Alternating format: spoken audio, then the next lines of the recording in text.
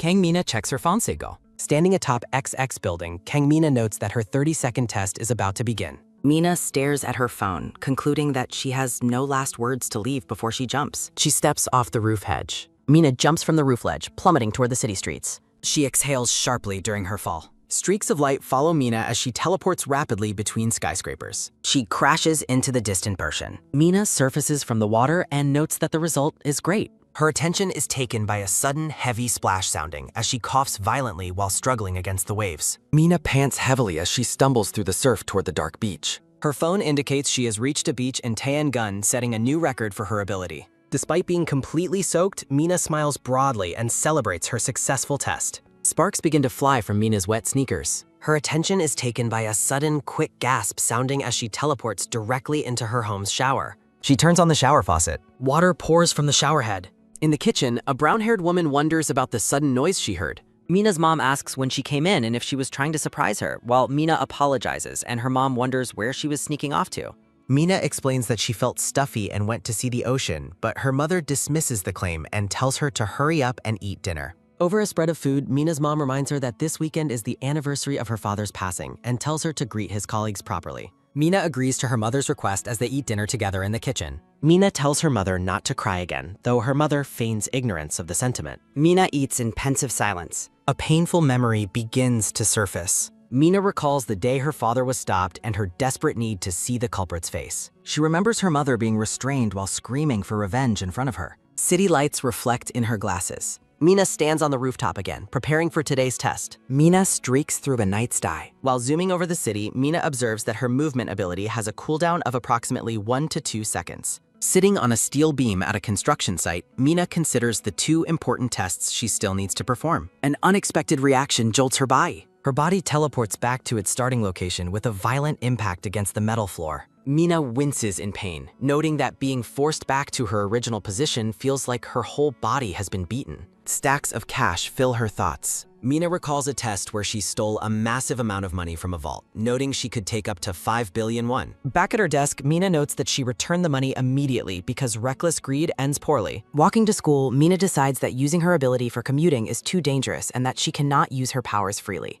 A black luxury car speeds past the students, causing them to shout in alarm and surprise at the dangerous driving. A red-haired girl watches the street. The red-haired girl observes the crowd of students from the window of her car as she passes them. Sitting in class, Mina thinks about how risky it is to use her powers in public and that robbing a bank would lead to a quick arrest. She wonders if targeting criminal organizations might be a better use for her skills. Mina focuses on her next move. Mina stands up at her desk. Mina opens a storage shed door. She enters a gym storage room. Mina walks into the dark storage room, thinking that she can practice her abilities in this secluded spot. Sparks begin to flicker around her. Mina plummets. Mina reflects. Mina descends. A sudden, powerful landing occurs. Mina exhales in quiet relief. Mina examines her glowing hands. Mina hides while Rua mocks Chaeing. Mina observes the scene through a crack. A hand applies lipstick to Chanhee's cheek. Rua insults Chanhee as the gang torments him. Mina watches the cruelty from hiding. Rua mocks Chanhee about the smudge-proof lipstick. Rua smiles while holding the lipstick. Rua mockingly calls the abuse a privilege. The gang laughs at their cruel handiwork. Gihan expresses his boredom with the bolio. Yura records the incident for future entertainment. The blonde boy asks for the recording. Rua decides their victim needs more moisture. His breath is caught by a sudden, sharp splash sounding as he is drenched. Rua uses a hose to soak Jenny. Her thoughts are interrupted by a sudden, loud laugh sounding as they mock their victim. Mina expresses her disgust for Rua's gang. Mina considers using her power to escape. A sudden shout reveals Mina's hiding spot. Rua questions Mina's fear while confronting her. Rua voices her hatred of being avoided. Mina worries about exposing her secret power. Mina stares intently at her captors. Mina steps out of the storeroom. Rua confronts Mina for her silence. Rua expresses her disappointment in Mina. Her head is snapped back by a sudden sharp slap sounding as Rua strikes her. Rua insults Mina's lack of manners. Rua mocks Mina's glare from Scrammed. Mina struggles to suppress her urge to react. Rua cruelly mocks Mina's deceased father. Rua reveals the tragic news about Mina's solder. Rua reminds everyone Mina's father was police. Mina tells Rua to stop as her hair is grabbed. Rua mocks Mina's attempt to resist. The gang continues their physical assault. A sudden, dull thud sounds as Mina is kicked repeatedly. A sudden, heavy crash sounds as Mina's head strikes the ground. Rua walks away after delivering a final blow. Rua asserts her dominance over the falling girl. The blonde boy jokes about hitting someone with glasses while Gihan complains about the lack of profit. Yura finds the brutal bullying entertaining. Mina forces herself to remain still. Money rains down on the injured Mina. Rua drops cash over the fallen Nita. Rua insults Mina and tells her to buy new glasses with the money. The red-haired girl smirks proly. Rua mockingly suggests that further violence might pay for plastic surgery. Rua orders Mina and Chen-hee to meet her after school for a special trip. Rua mocks Mina's fatherless status while Jihan asks about his death. Mina's eye fills with intense, tearful rage. Mina recalls her father's violent struggle during a police confrontation. A strange, burning glow fills Mina's tunic. Rua cruelly dismisses the death of Mina's father as stupid. Rua looks back as sparks begin to flicker around her. Her attention is taken by a sudden, confused gasp sounding as Rua falls. Rua screams in terror while plummeting toward the ocean below. Rua desperately calls out to Mina as they fall through the sky. Mina watches the terrified girl with a cold, focused expression. Her attention is taken by a sudden, piercing scream sounding during the descent. Her attention is taken by a sudden, sharp gasp sounding as light flashes. Rua screams in agony as she nears the water's surface. A massive splash marks Rua's violent impact with the ocean. Her attention is taken by a sudden, puzzled gasp sounding. Sparks dance around the cash scattered near Mina's trembling hand. Jihan and the blonde boy look on in stunned silence as Rua vanishes. Gihan frantically searches the area, calling out for the missing red-haired girl. Gihan shouts in alarm while Mina struggles to breathe on the ground. Mina pants heavily while sweat beads on her face. Her attention is taken by a sudden, wet cough sounding underwater. Rua desperately begs for someone to save her from the depths. Mina wipes her mouth as she remains kneeling on the pavement. A dark, satisfied smirk spreads across Mina's face. Her attention is taken by a sudden, watery gasp sounder. Rua sinks helplessly into the dark, light-pierced water.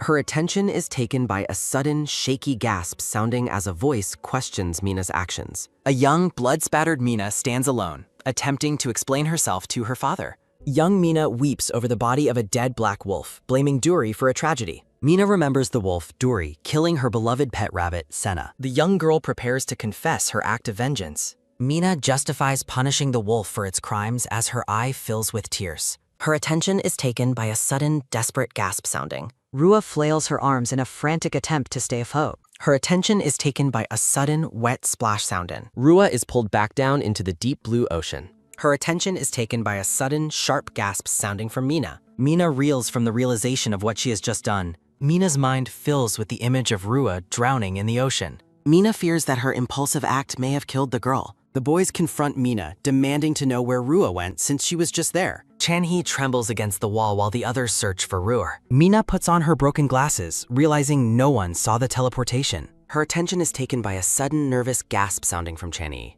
Mina focuses on the terrified Chan-hee, wondering what he saw. Chan-hee looks up in absolute terror as a voice calls his name. A demanding shout rings out across the schoolyard. Her attention is taken by a sudden, heavy crash sounding as Gyunwoo violently slams Chan-hee against the wall. Her attention is taken by a sudden, dull thud sounding as Gyunwoo throws the smaller boy into a large green dumpster while Mina watches in shock. Gihan demands that Gyunwoo stop his violent outburst before things get out of hand. Her attention is taken by a sudden, shaky rattling sounding as the furious Gyunwoo screams at the trembling Chan-hee for ignoring his questions. Gihan restrains his friend, warning him that acting crazy at school will lead to unwanted media attention. Her attention is taken by a sudden, heavy pacing sounding while Gyunwoo demands to know where Rua has gone. Her attention is taken by a sudden, sharp snap sounding as Gyunwoo grabs Chan-hee's throat. Mina realizes with dread that her impulsive act has put Rua's life in grave danger. As Gyunwoo delivers another blow to Chan-hee, Mina tells herself she must find a way to save him. Mina hesitates, fearing that using her powers to intervene will expose her secret to everyone.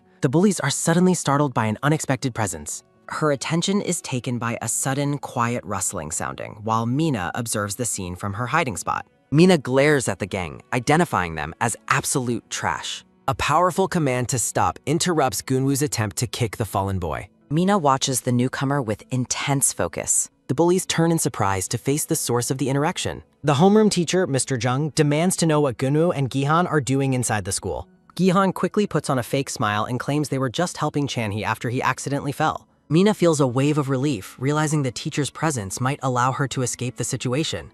Mr. Jung refuses to believe their transparent lies and demands a real explanation. The teacher points out the blood on Chan-hee's face, insisting that such obvious violence cannot be overlooked. The gang stands in defiant silence against the teacher's accusations. Gihan speaks up, condescendingly addressing the teacher by name. Gihan mockingly asks Mr. Jung why he is making such a fuss over a minor incident. Mr. Jung is visibly shaken by Gihan's disrespectful and threatening attitude.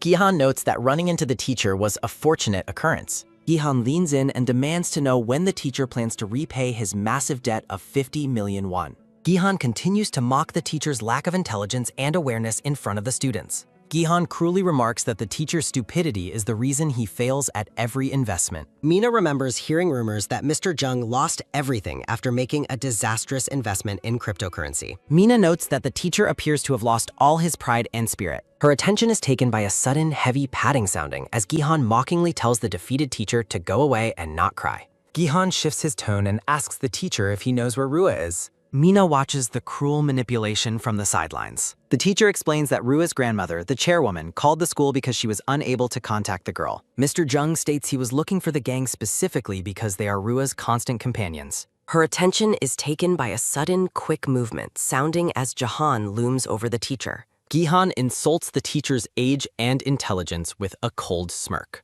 Jihan tells the teacher that they are also searching for her and demands he assist them. Gihan whispers a promise to forgive part of the debt if the teacher finds Rua and contacts him first. Her attention is taken by a sudden, firm shove sounding as Jahan asks if the instructions were understood. Gihan waves cheerfully while mockingly encouraging the dejected teacher to keep fighting.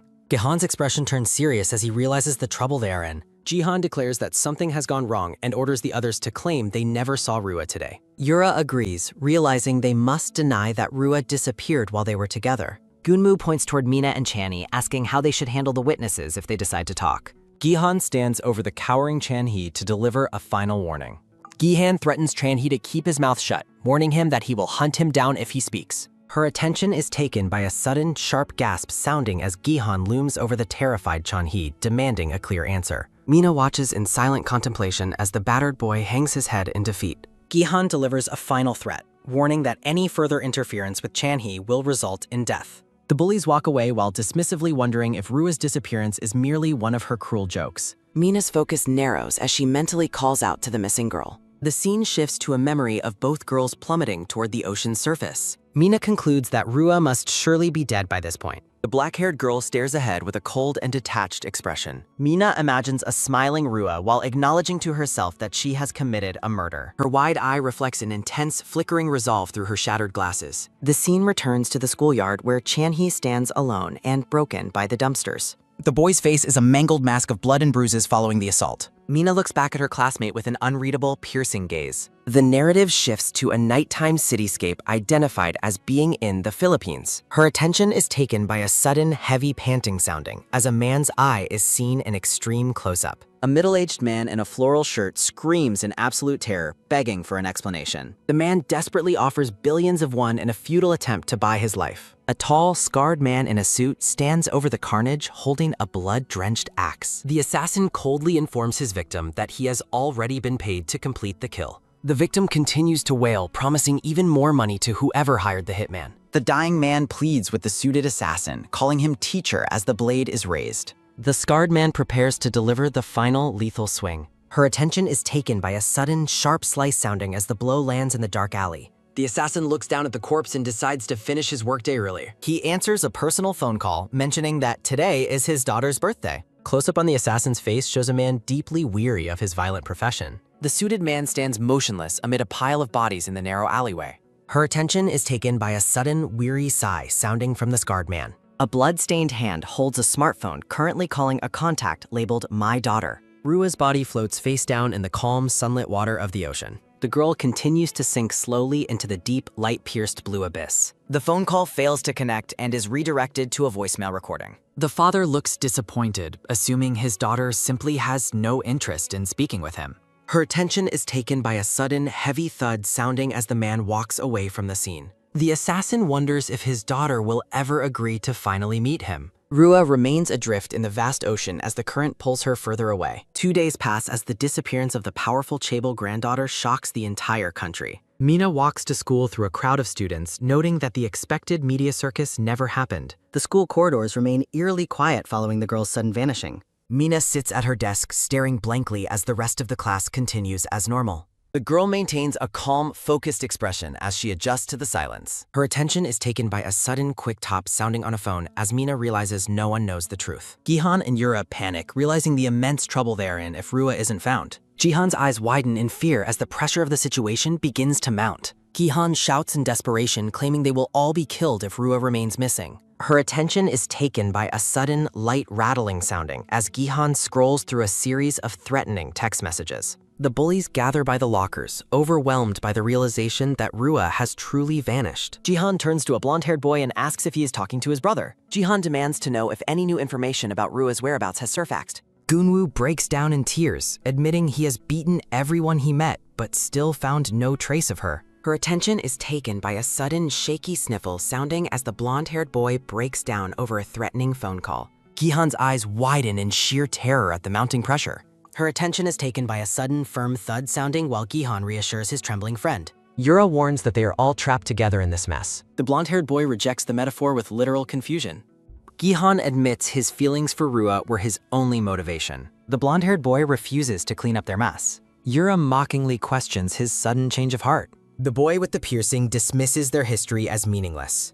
Her attention is taken by a sudden, quick tap sounding as Yura reveals blackmail material. The blonde-haired boy stares in disbelief at the screen. Yura casually details his past criminal behavior at the club. Jihan exhales a heavy, defeated breath. The blonde-haired boy seethes with rage at the betrayal. Gihan attempts to downplay the blackmail as a friendly lesson. Gihan demands they prioritize finding Rua immediately. The blonde-haired boy grits his teeth in silent fury. Chanhee sits alone and broken at his school desk. Thick bandages cover the boy's heavily battered face. Mina feels a strange and lingering discomfort. The girl realizes she completely underestimated Chanhee's presence. Mina fears the consequences if he witnessed her crime. The Ilhe Group's corporate power looms over everything. Mina panics about being caught by the massive corporation. Her focus narrows intensely behind her cracked lenses. Her attention is taken by a sudden, sharp gasp sounding as Chanhee is startled by her gaze. Mina unexpectedly invites her classmate to hang out after school. Her attention is taken by a sudden, loud vroom sounding as a car speeds through the city.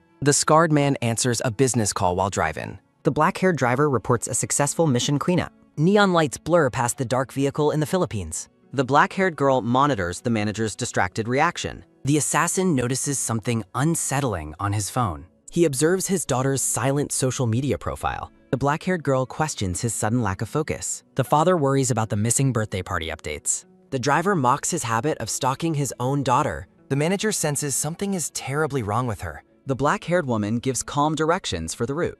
The atmosphere shifts as they realize they're being followed. The driver identifies multiple hostiles on their tail. Her attention is taken by a sudden, loud screech sounding as the car swerves. The car cuts through traffic with expert precision. A man with sunglasses barks pursuit orders over the radio. Her attention is taken by a sudden, heavy rattle sounding as a van follows. Her attention is taken by a sudden, sharp screech sounding during the chase. Her attention is taken by a sudden, low screech sounding as the car turns. The pursuer reacts with shock as the target maneuvers. The manager abandons his vehicle to escape into the alley. The hit squad is ordered to continue the hunt on foot. Her attention is taken by a sudden, sharp gasp sounding as the man in sunglasses freezes. Lee Soo-hyun delivers a devastating knee strike that sends the man reeling backward. A blonde-haired man charges forward with a weapon while shouting a vulgar insult at the assassin. The scarred assassin blocks the incoming strike with a cold and practiced ease. He expertly redirects the attacker's momentum, slamming him toward the hard pavement. Her attention is taken by a sudden, loud click, sounding as a gunman demands they raise their hands. The black-haired woman suddenly appears behind the gunman, pressing her pistol against his head. She commands the man to disarm and surrender immediately while he pleads for a moment of mercy. Her attention is taken by a sudden, heavy thud sounding as Soo-hyun pins the first man's head down. The assassin pauses in surprise, realizing his target is actually a fellow Korean. The scarred man demands to know the identity and motives of his attackers. The pinned man recognizes his assailant as teacher Lee Soo-hyun and begs for his life. He desperately explains they are working under the chairwoman's orders to provide a safe escort. The black-haired woman remains vigilant as her captive listens to the unfolding revelation. Lee Soo-hyun's expression shifts to disbelief at the mention of his mother-in-law. The tense standoff continues in the dark alley amidst the wreckage of their vehicles. The man on the ground cowers under the gun, struggling to speak through his paralyzing fear. He reveals the devastating news that the young lady, Lee Rua, has completely vanished. A news broadcast on the computer details corporate restructuring within the Ilhe Group. Mina observes that the official news reports are deliberately ignoring Rua's disappearance. The girl finds the chairman's outward calm highly suspicious given the circumstances. Mina sits at her terminal in the PC room, lost in dark contemplation. Her attention is taken by a sudden, light tap sounding as the bandaged Chan-hee calls her name. The boy tentatively asks if she has made any progress in the search for Rua. Mina turns to her classmate and bluntly questions his intelligence with a cold look. She mocks his submissive attitude toward the bullies while he tries to defend himself. Chan-hee looks down, admitting his primary concern is that he dragged Mina into danger. The black-haired girl scoffs, stating she has absolutely no fear of people like Gihan. Mina wonders if the boy's behavior suggests he didn't witness her crime at the cliff. She quickly rejects the idea, certain that he must have been watching her. The girl looks at her battered classmate with a mixture of suspicion and pity. She ponders the necessary steps to take if it turns out he knows her secret. Her focus narrows intensely behind the frame of her glasses. Mina tells herself that Chan-hee is innocent and deserves no further harm. A flicker of resolve flashes in her wide, unblinking eye. A haunting memory of Rua's frantic struggle as she falls toward the sea resurfaces. The memory of the cruel bully's smiles fuels her inner conflict. Chan-hee stares blankly ahead, silently praying for an end to the violence. Mina abruptly commands the boy to stay by her side from this point on. She claims he is too naive to survive alone, leaving him visibly stunned. The boy asks for clarification, wondering if she really wants them to stay together. Mina decides she must keep him close to monitor his silence regarding the murder. Chan-hee looks away dejectedly, claiming that association with him only brings misfortune. He insists on handling his own problems and tells her not to be concerned. The boy says his goodbyes and leaves as Mina calls out to him in frustration. The girl stares after him, wondering why he is suddenly trying to act tough. Chan-hee runs down the stairs, determined to bear the burden of the bullies alone. Mina's attention is taken by a sudden loud beep sounding as breaking news appears. The girl's eyes widen in horror as she reads the developing emergency report. The news warns of a knife rampage outside the PC room, and Mina fears for Chan-hee. A piercing scream rings out over the dense city skyline. An unhinged man in a red cap swings a blade wildly, shouting murderous threats at the fleeing crowd. Her attention is taken by a sudden sharp screech sounding as the attacker vows to kill everyone in sight. The crazed man demands to know why he's being followed as he ruthlessly hacks at innocent bystanders. Chan-hee stumbles out of the PC room and freezes in shock at the sight of a bleeding girl on the pavement. The bandaged boy's eyes widen as he witnesses the carnage unfolding before him. Chan-hee rushes to help the wounded victim while the attacker stands over them with an eerie, bloodied grin. Her attention is taken by a sudden, shaky gasp sounding while the assailant struggles for breath. The man looks up with a glazed expression, claiming that everyone is part of a conspiracy. He brands them government dogs and screams for their deaths while raising his blood-stained knife. Chan-hee lets out a terrified cry as the murderer prepares to deliver a final fatal blow. A hooded figure suddenly drops from the sky to intercept the deadly strike. Mina descends with incredible force, her eyes fixed on the man in the red cap. Chaos erupts in the streets as panicked citizens scream for everyone to run from the murderer. A breaking news alert details an indiscriminate knife rampage currently devastating a neighborhood in Seoul. Mina adjusts her glasses as the report warns of mounting casualties, prompting her to worry about Chan-hee's safety. From her high vantage point, the girl spots her bandaged classmate trapped by the unhinged killer. Mina curses Chan-hee's hesitation, wondering why he isn't fleeing the scene of the crime. The black-haired girl pauses as a sudden realization flashes across her face. She watches the attacker stand amidst the wounded, weighing the consequences of the situation. Mina fears that Chan-hee will lose his life if she doesn't intervene immediately. The boy remains huddled over the injured girl, sweat pouring down his face in pure terror. The murderer bellows another insult at the government as he swings his blade down toward the boy. Mina's focus narrows intensely as she prepares to make a life-altering decision. A memory of Rua's mocking voice resurfaces, questioning the stupidity of dying at the hands of a drunkard. The black-haired girl's eyes reflect a cold and newfound determination. Her attention is taken by a sudden, heavy slash sounding as the killer strikes with all his might. Her attention is taken by a sudden, loud thud sounding as Mina tackles the man away from Chan-hee. The crowd watches in disbelief as the mysterious girl suddenly appears and pins the murderer to the ground. The assailant screams in agony, desperately demanding that his captor let him go. Mina panics about her next move while Chan-hee shouts a warning about the extreme danger of the situation. The girl remains firmly on top of the struggling man, much to the shock of the surrounding crowd.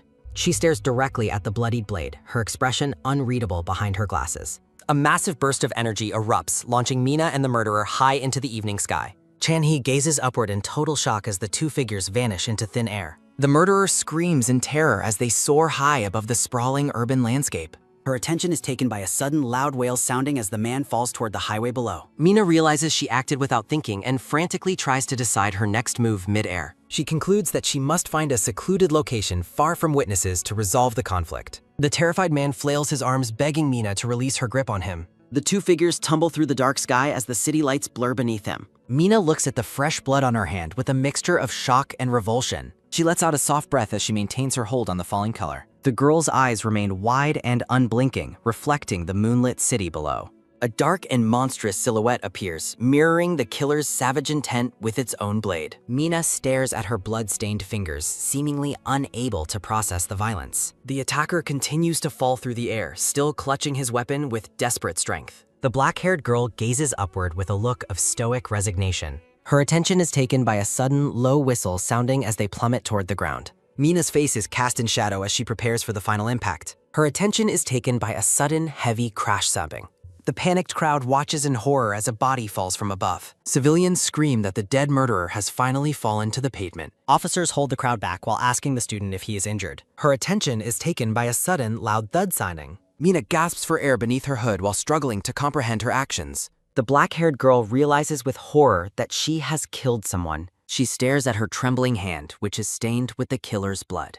Mina hunches over on the car roof, whispering about the blood on her fingers. The girl looks down at the crime scene and whispers a desperate denial. She tightly grips her blood-covered hand as her body shakes with terror. Mina hides her face in her hands, overwhelmed by the weight of the violence. A news reporter details the random stabbing incident and confirms the victims are stable. Witnesses describe a mysterious figure falling from the sky before the perpetrator vanished. The news station releases edited footage of the shocking confrontation. The video shows the murderer attempting to kill the victims before being intercepted.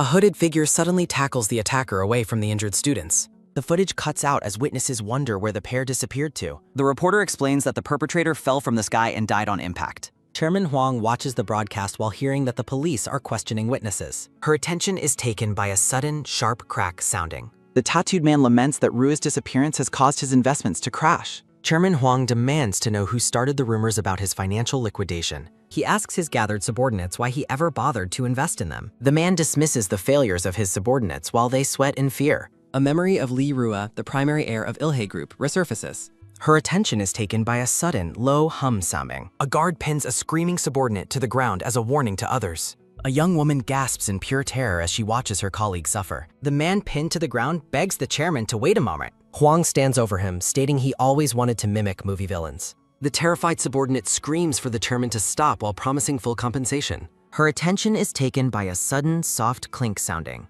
Chairman Huang prepares to play a game he calls human golf. Her attention is taken by a sudden, wet smack sounder.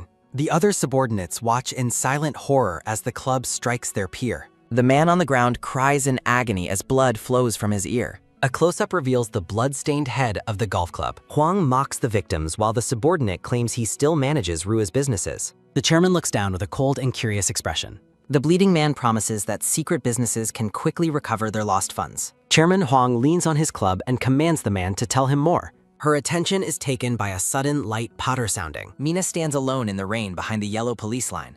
She worries about her left belongings and her inability to teleport back inside. Chen He calls out to the girl from among the crowd.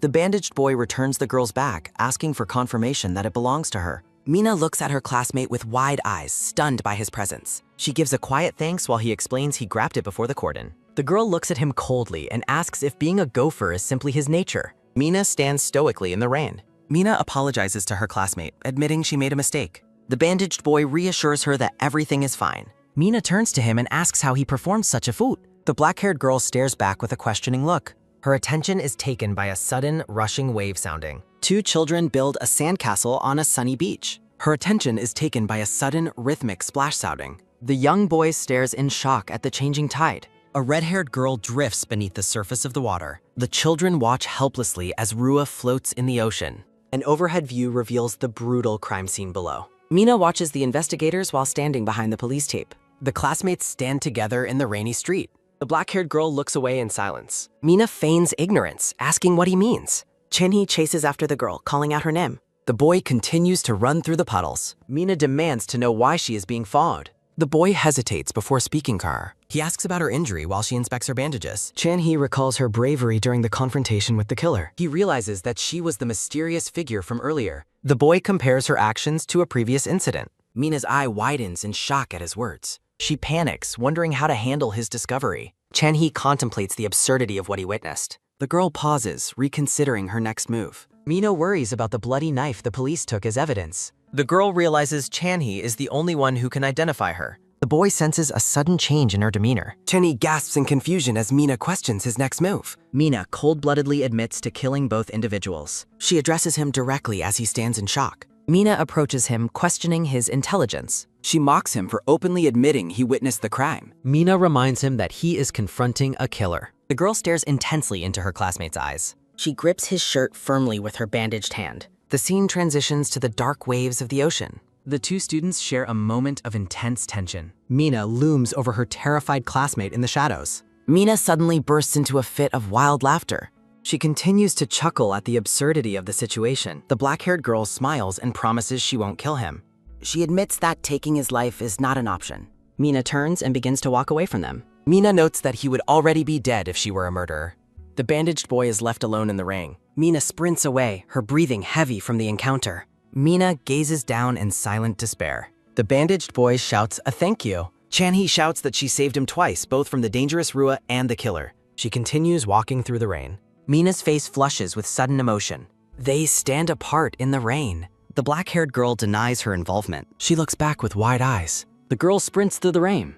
Mina flees as her confusion grows. She clutches her chest while questioning the strange, overwhelming sensation blooming within her. The city remains indifferent to her. Jihan complains about Chairman Huang's brutality while his companion asks if his ear still hurts. The man curses the chairman's golf club attack before the girl asks about the missing billions.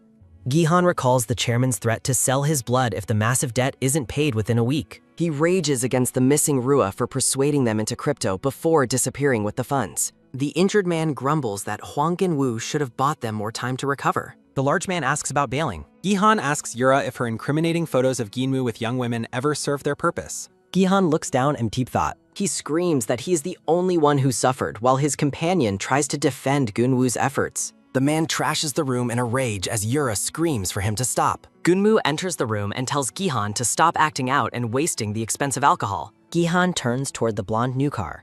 Gunwu explains that Jihan's brother wants them watched and demands the 5 billion portfolio immediately. The man corrects Gunwu's pronunciation before worrying that his brother will steal his method and leave him behind. The guard reacts with sudden intensity. Jihan insists that the mess started with Rua's disappearance and finding her will solve all their problems. Gunwu wonders when she might return while the girl laments being screwed by the princess's whims. Rua's memory remains a haunting presence. Gihan knows Rua is still alive somewhere, but admits they lack the luxury of waiting for her. The man orders Gunwu to mobilize his subordinates and search every club and bar for the heir. He predicts her eventual reappearance. Gunwu declares he will definitely find her before sprinting out of the room with a sudden whoosh. The brown-haired girl mocks the man for forgetting his orders to watch them while Gihan looks on. Gihan turns his attention to Yura. Gihan commands Yura to call everyone she knows to sell the illicit substances Rua left behind. A news report highlights the urban knife rampage and promises vivid eyewitness accounts from the scene. A witness describes the perpetrator swinging his blade wildly before the area became a sea of blood.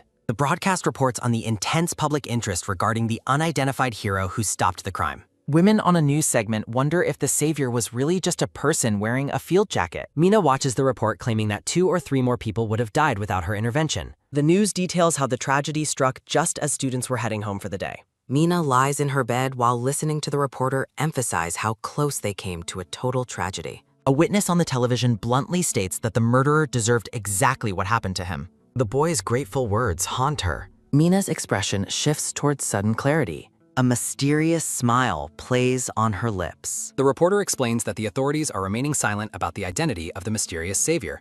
A short-haired woman drives through the night as the news encourages citizens to report any leads. In the car's rearview mirror, a girl observes the scarred man in the back seat while noting the commotion in Korea since her return and asking if the situation makes sense. The scarred man confirms her suspicion with a brief, heavy-hearted response. A massive skyscraper dominates the night skyline. The scarred man looks over the city. A somber silence fills the room. The man turns as the chairwoman enters. Tears stream down the chairwoman's face. In a memory, a bandaged soldier stands in a hospital hallway. The man stares ahead in wide-eyed shock. A pale hand rests on a bed. In the morgue, a doctor asks the panting man in camouflage if he is the husband of the woman named Jiyoung. The man contemplates the primal duties of a male to fight, hunt, and protect his family and territory. He reflects on his duty regardless of a call from his country. He gasps in shock as the chairwoman approaches with guards while he thinks about how nothing precedes a man's primal duty. Her attention is taken by a sudden, loud wail sounding as the baby cries, while the chairwoman coldly remarks that she expected the man to at least fulfill the minimum requirements of a male. The man asks about the child in disbelief. The chairwoman tells him to be quiet as he reaches out for the baby.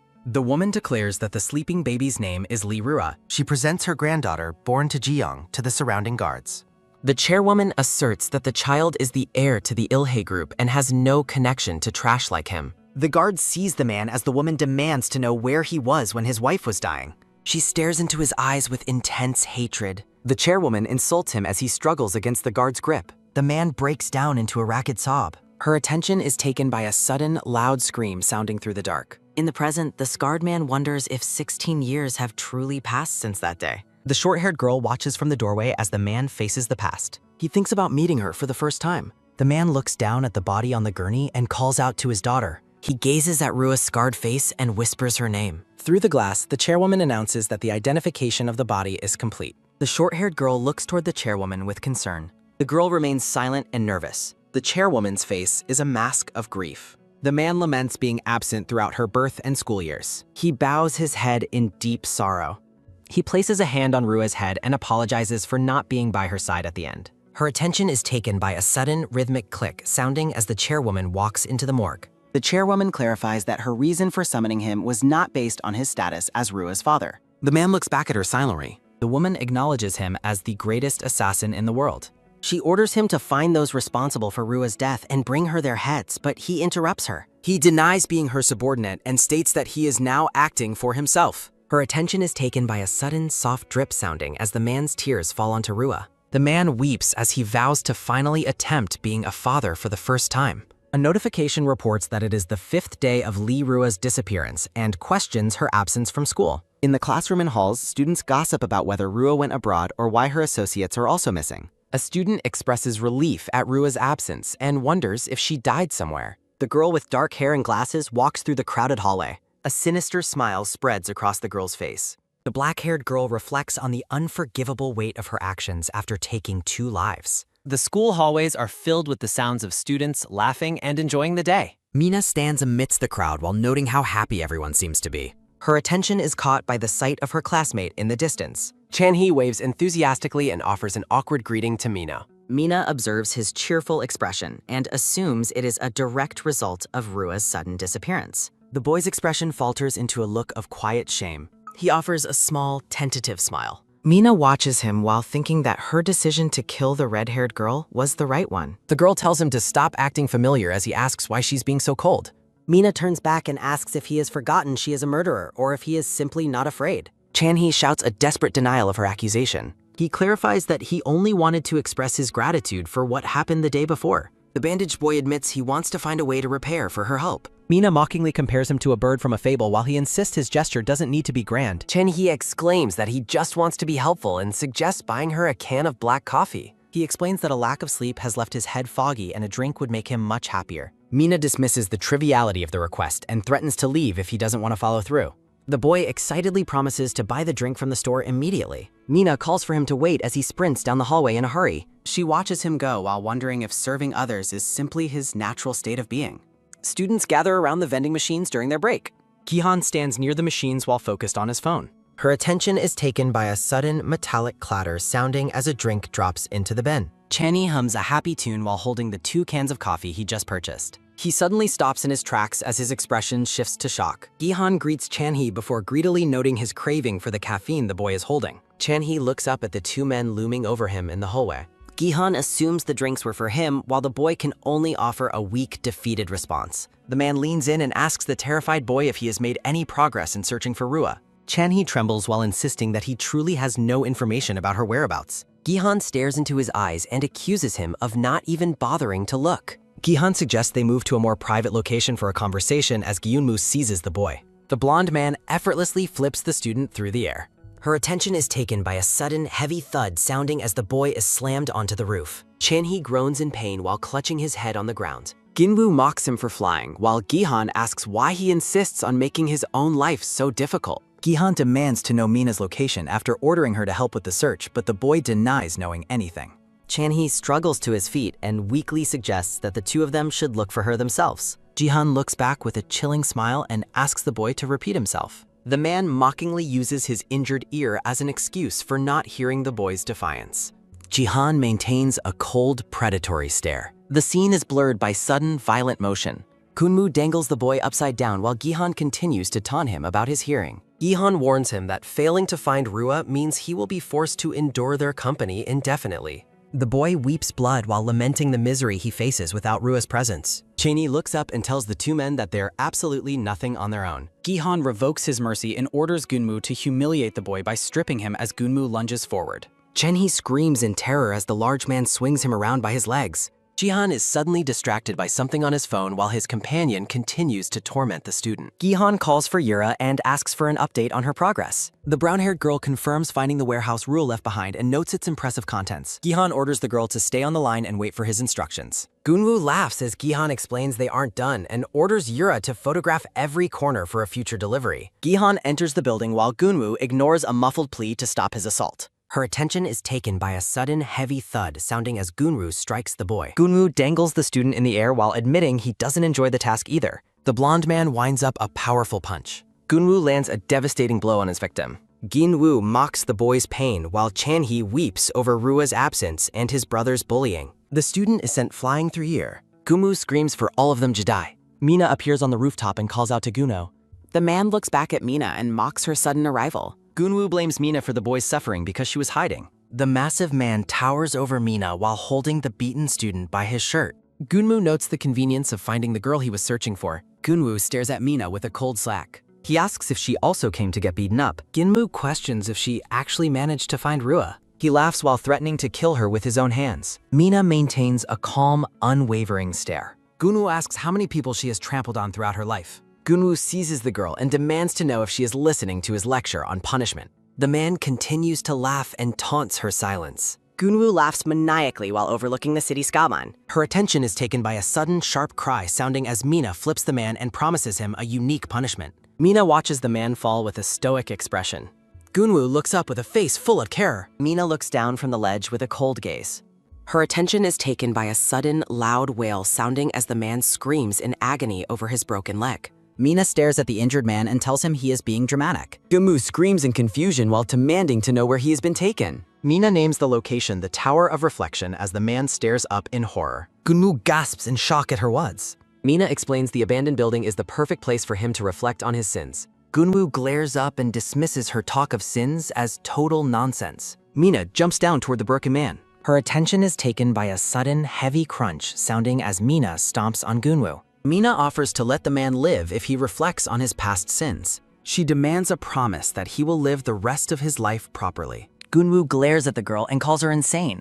Mina calls his response the wrong answer as the man is sent tumbling again. Gunwoo is slammed violently into the concrete floor. Her attention is taken by a sudden, sharp gasp sounding as Mina admits she cannot understand people like him. Mina looks at the broken man and asks why he lives so impulsively.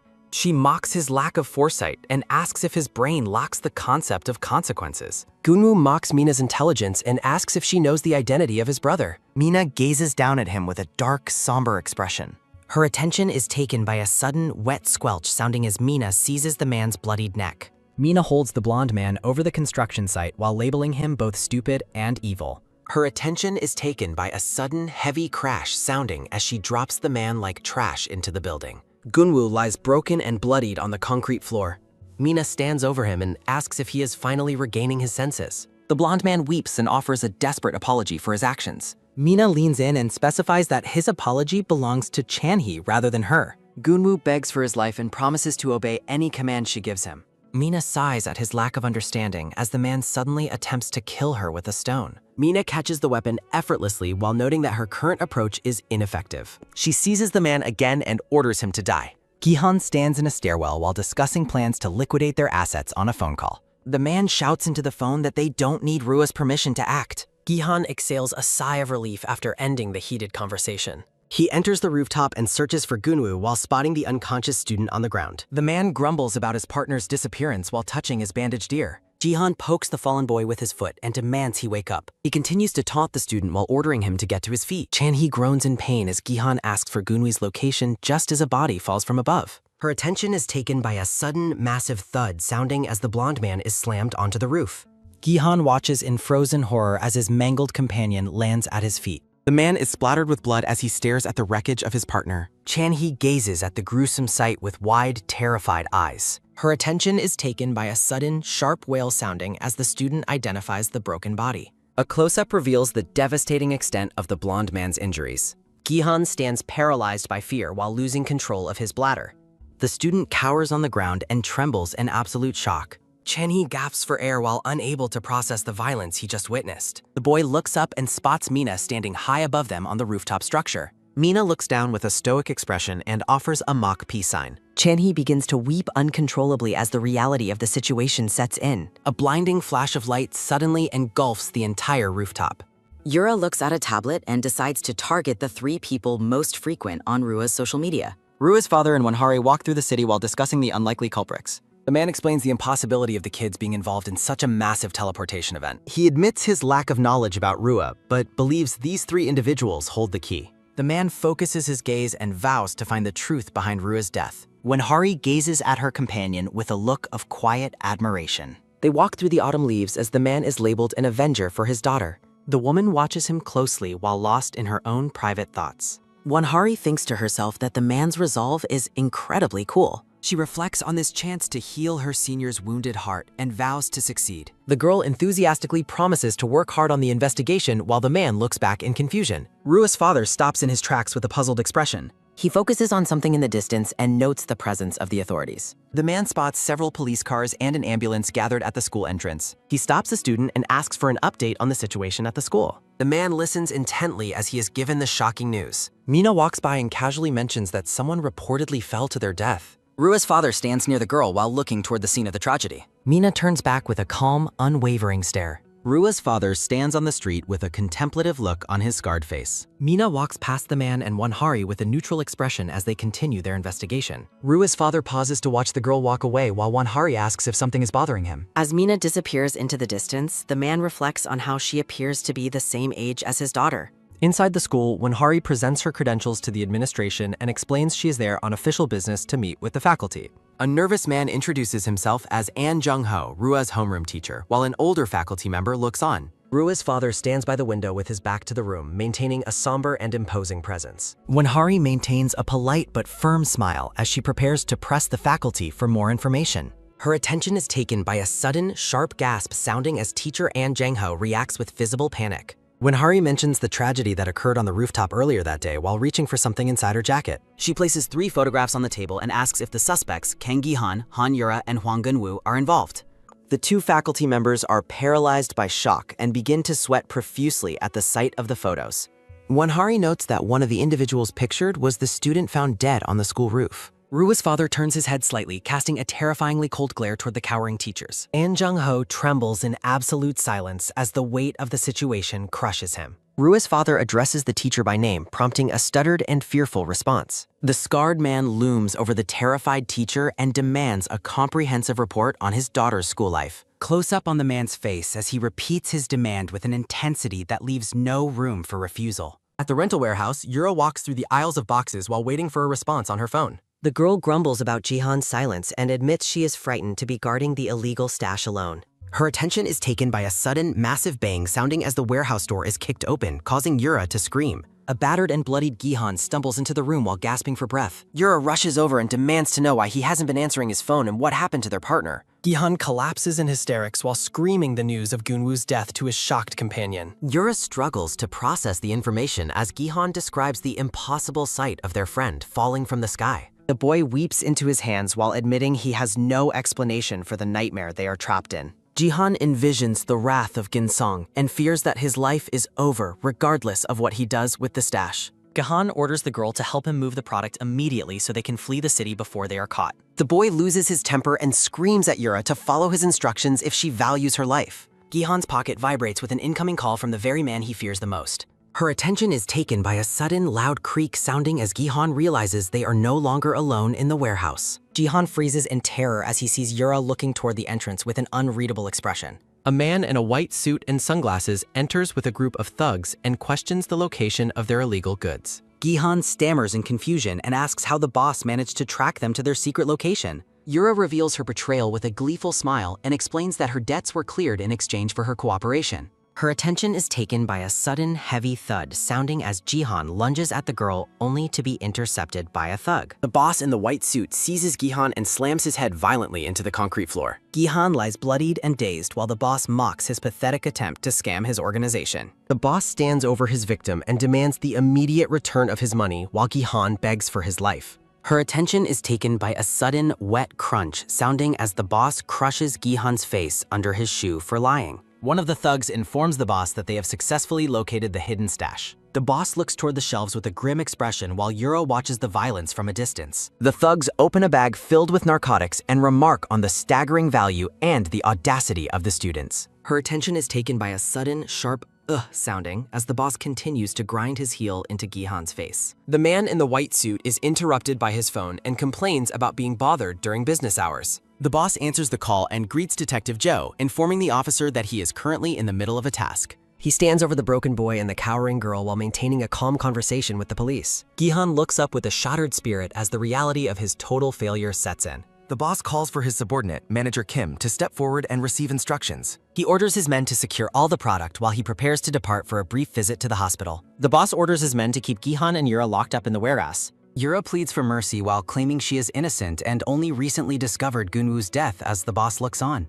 The boss questions how she could possibly have known about their partner's demise. Gi-han snaps at the girl and calls her an idiot for her slip of the tongue. Yura stammers in terror as she tries to correct her mistake. The girl quickly blames Gi-han for the information while the boy screams her name in a blood-curdling rage. A hand grabs Gi-han's hair with violent force. Her attention is taken by a sudden, wet thud sounding as the boss slams Gi-han's head against the floor. The boss seizes the boy and asks if he killed Gunwoo and if that is why he attempted to flee. He slams Gi-han's head again while demanding a proper answer if the boy values his life. Gi-han gasps for air and admits he might know the identity of the killer. The boss demands to know who is responsible. Water flows steadily from a bathroom faucet. Chan-hee stands at the sink and washes his face. The boy leans over the basin and exhales a shaky breath. Chen-hee's grandmother calls out to him from the hallway to see if he has returned home. The woman asks if he is all right after hearing the news of the tragedy at his school. The student remains silent as sweat drips from his chin. Chan-hee forces a smile and assures his grandmother that he is perfectly fine. A quiet evening falls over the apartment complex. Mina watches the horizon with a cold, distant gaze. The girl observes the city bathed in the sunset. A luxury car speeds through the streets as the driver informs his passenger of their arrival and a delay in her schedule. Chairwoman Lee Ji-hyun tells her driver to make the others wait for her. The older woman smiles while reflecting on how long it has been since she accompanied her lovely granddaughter to school. Rua sits in the back of the car with an expression of deep boredom. The red-haired girl stares out the car window. Students walk along the sidewalk as morning begins. The luxury vehicle weaves through the pedestrians. Lee Ji-young asks if Rua is still upset, prompting the girl to complain about being forced to stop the business she started with her friends. The chairwoman questions if drugs and cryptocurrency count as a business, while Rua admits she finds it incredibly fun. Rua explains that people follow like puppies when money is involved, while remembering her greedy former companions. Lee Ji-hyun tells the girl she has much to learn as Rua looks at her in confusion. The older woman remarks that there is a level of madness in the world that profit cannot control. Lee Ji-hyun mentions Rua's mother, causing the girl to react with a look of shock. The woman explains that she sometimes sees the mother's eyes reflected in the granddaughter. Lee Ji-hyun recalls the night Rua's mother left because neither love nor logic could reach her. The chairwoman notes that only a look of pure madness remained in her daughter's eyes. Rua suddenly leans forward and embraces her grandmother. The girl smiles and thanks the older woman for the fun while insisting she is nothing like her mother. Rua vows that she will absolutely never betray her grandmother's trust. Lee Ji-hyun closes her eyes and maintains a stoic expression. The driver stops the car in a cold sweat as a man blocks their path in the parking garage. Rua's father stands before the vehicle with a look of grim determination on his scarred face. The man asks the chairwoman if she was truly aware of the life Rua was leading at school. Lee Ji-hyun remains composed and insists she has never neglected the child. Rua's father argues that her actions were not those of a normal student and asks what happened to her. The woman looks back at him and calmly states that nothing happened to the girl. The man stares at his former mother-in-law with an expression of disbelief. Lee Ji-hyun asks if he believes Rua is broken before dismissing the idea entirely. Lee Ji-hyun insists that at only 17 years old, the child was already in absolute control of her surroundings. The woman continues by stating she was a talented child who could reign above everyone. Rua's father suddenly grabs the woman by her throat and demands to know what she has done to his daughter, prompting Lee Ji-hyun to calmly remind him that the girl is her granddaughter. The scarred man roars that she is his daughter and not hers while looming over the composed woman inside the luxury vehicle. Her attention is taken by a sudden, heavy sounding as the man is forced to release his grip. He slumps back into his seat in defeat while the woman maintains her icy composure. Lee Ji-hyun promises to provide him with every resource he needs as long as he carries out his specific duty. The chairwoman demands that he locate the person responsible for Rua's death. Chen He calls out to his grandmother that he is leaving for the day. The elderly woman asks if he is truly all right, but the boy insists he is fine and tells her to rest while she struggles with a cold. Her attention is taken by a sudden, soft ha sounding as the student begins his walk through the neighborhood. Chan-hee touches the bandages on his face and laments that his wounds will not heal easily. Her attention is taken by a sudden, sharp axe sounding as Mina appears behind the boy and asks where he was hit. The blue-haired girl asks why he is so startled and wonders if he has a guilty conscience, while Chan-hee asks how she found him. Mina explains that she used her ability to take him home the previous evening as well. The boy stares at his companion with wide eyes as the weight of her words sinks in. He is haunted by the gruesome image of Gunwoo's broken body. Her attention is taken by a sudden, sharp sounding as Chan-hee reacts with nausea while Mina calls out his name. Her attention is taken by a sudden, wet cough sounding as the boy hunches over while the girl asks if he is okay. Mina reaches out and offers him a tissue to clean himself up. Chan-hee takes the gift and stammers his thanks while trembling in fear. He looks at the girl with a mixture of terror and disbelief. Mina mentions that Gunwoo died the previous day while staring ahead with a neutral expression. She confirms the news with a single word. The blue-haired girl flashes a chilling smile and asks if his death is not a good thing. Chan-hee remains frozen in absolute shock at her casual attitude toward murder. Mina explains that with Rua and Gunwoo gone, the gang that tormented him is finished and will never bother him again. She beams with a look of pure, terrifying joy. The boy is left speechless by her twisted logic. Chan-hee finally finds his voice and begs Mina to stop killing people. The girl walks away and claims that she did not have a specific intention to kill their former bully. Mina looks back and insists that she gave the boy a fair chance. She argues that Gunwoo took his own life as he plummeted to his death from the school roof. Mina smiles warmly while reflecting on how the sight reminded her of her father. Chan-hee repeats her words with an expression of deep confusion and dread. The girl explains that her father was a police officer who was murdered by people who live thoughtlessly for their own desires and lack any fear of punishment. Mina clenches her fist and argues that criminals should receive proper punishment much earlier. Rua's father clenches his hand and blames himself for his daughter's corruption because he was not by her side. The scarred man's face is haunted by the sprawling city. He looks out the window and wonders how many people in the city hold a grudge against his daughter. Wanhari states that the killer must be hidden among the masses of people who hated her. While the father vows to find the culprits, Mina looks through her glasses and dismisses her targets as mere trash. The blue-haired girl promises to hunt them all down and execute them. The man stares ahead with a look of cold, murderous determination. Yellow police tape surrounds a massive bloodstain on the school roof as gossip spreads about the deaths and disappearances within Rua's inner circle. A student in the classroom smiles and asks if it isn't a positive thing that Gunwoo is dead. Mina sits quietly at her desk while her classmates remark on how much brighter the atmosphere of the school has become. The girl focuses on a video on her phone where a reporter announces they are at the residence of a notorious criminal. The screen displays Mina watches the news report about the public's right to information with a dark and focused gaze. Mina watches a video on her phone while a companion stands behind her. Chan-hee asks if she is going to the criminal's house, but she remains silent. She watches the news report about the death of a child victim and the trauma that followed. The report explains the criminal received no punishment because the death occurred after the verdict, while Chan-hee calls out to her. Mina puts in her earbuds and asks if the situation isn't unfair. Chan-hee calls out in desperation. The boy warns her to stop what she's doing, but Mina coldly asks if she ever requested his opinion. She stops and turns to him, questioning what he means by her actions. Mina grabs his collar and asks why others shouldn't benefit from her deeds. She leans in close and questions if he believes he should be the only one to benefit. Chan-hee stammers that he is worried about people and the consequences. He warns that something terrible will happen or she will get caught, but Mina dismisses the idea with amusement. Mina walks away and suddenly enters a room, leaving Chan-hee to be confronted by a girl who calls him a pervert. The girl accuses him of trying to sneak into the women's bathroom while others look on in judgment. Her attention is taken by a sudden, quick darting sounding as Chan-hee lowers his head in shame and wonders how to handle the situation. A voice suddenly calls his name. Mina steps out of the bathroom and puts on her jacket while Chan-hee looks at her in surprise. She flashes a dark smile and mentions that the target happened to be at home. Chan-hee stares in wide-eyed shock. Students nearby gossip about how the sex offender jumped from his own house during a live broadcast. A video on a phone screen shows a man yelling that his channel captured the brutal death clearly. The crowd wonders if the criminal felt guilty, while the uploader offers the full video to subscribers only. Chan-hee looks at Mina with growing horror and begins to question her about what just happened. Mina offers a chillingly innocent excuse. The morgue holds Gunwoo's meringues. A coroner explains that the cause of death was nerve damage from a neck fracture. He continues by stating that the injury pattern is typical for deaths caused by a long fall. The suited detective points out that the body was found on a rooftop with no tall buildings nearby while members of Il-hae group listen. Detective Cho mentions a past incident at a beach and suggests a connection to Rua.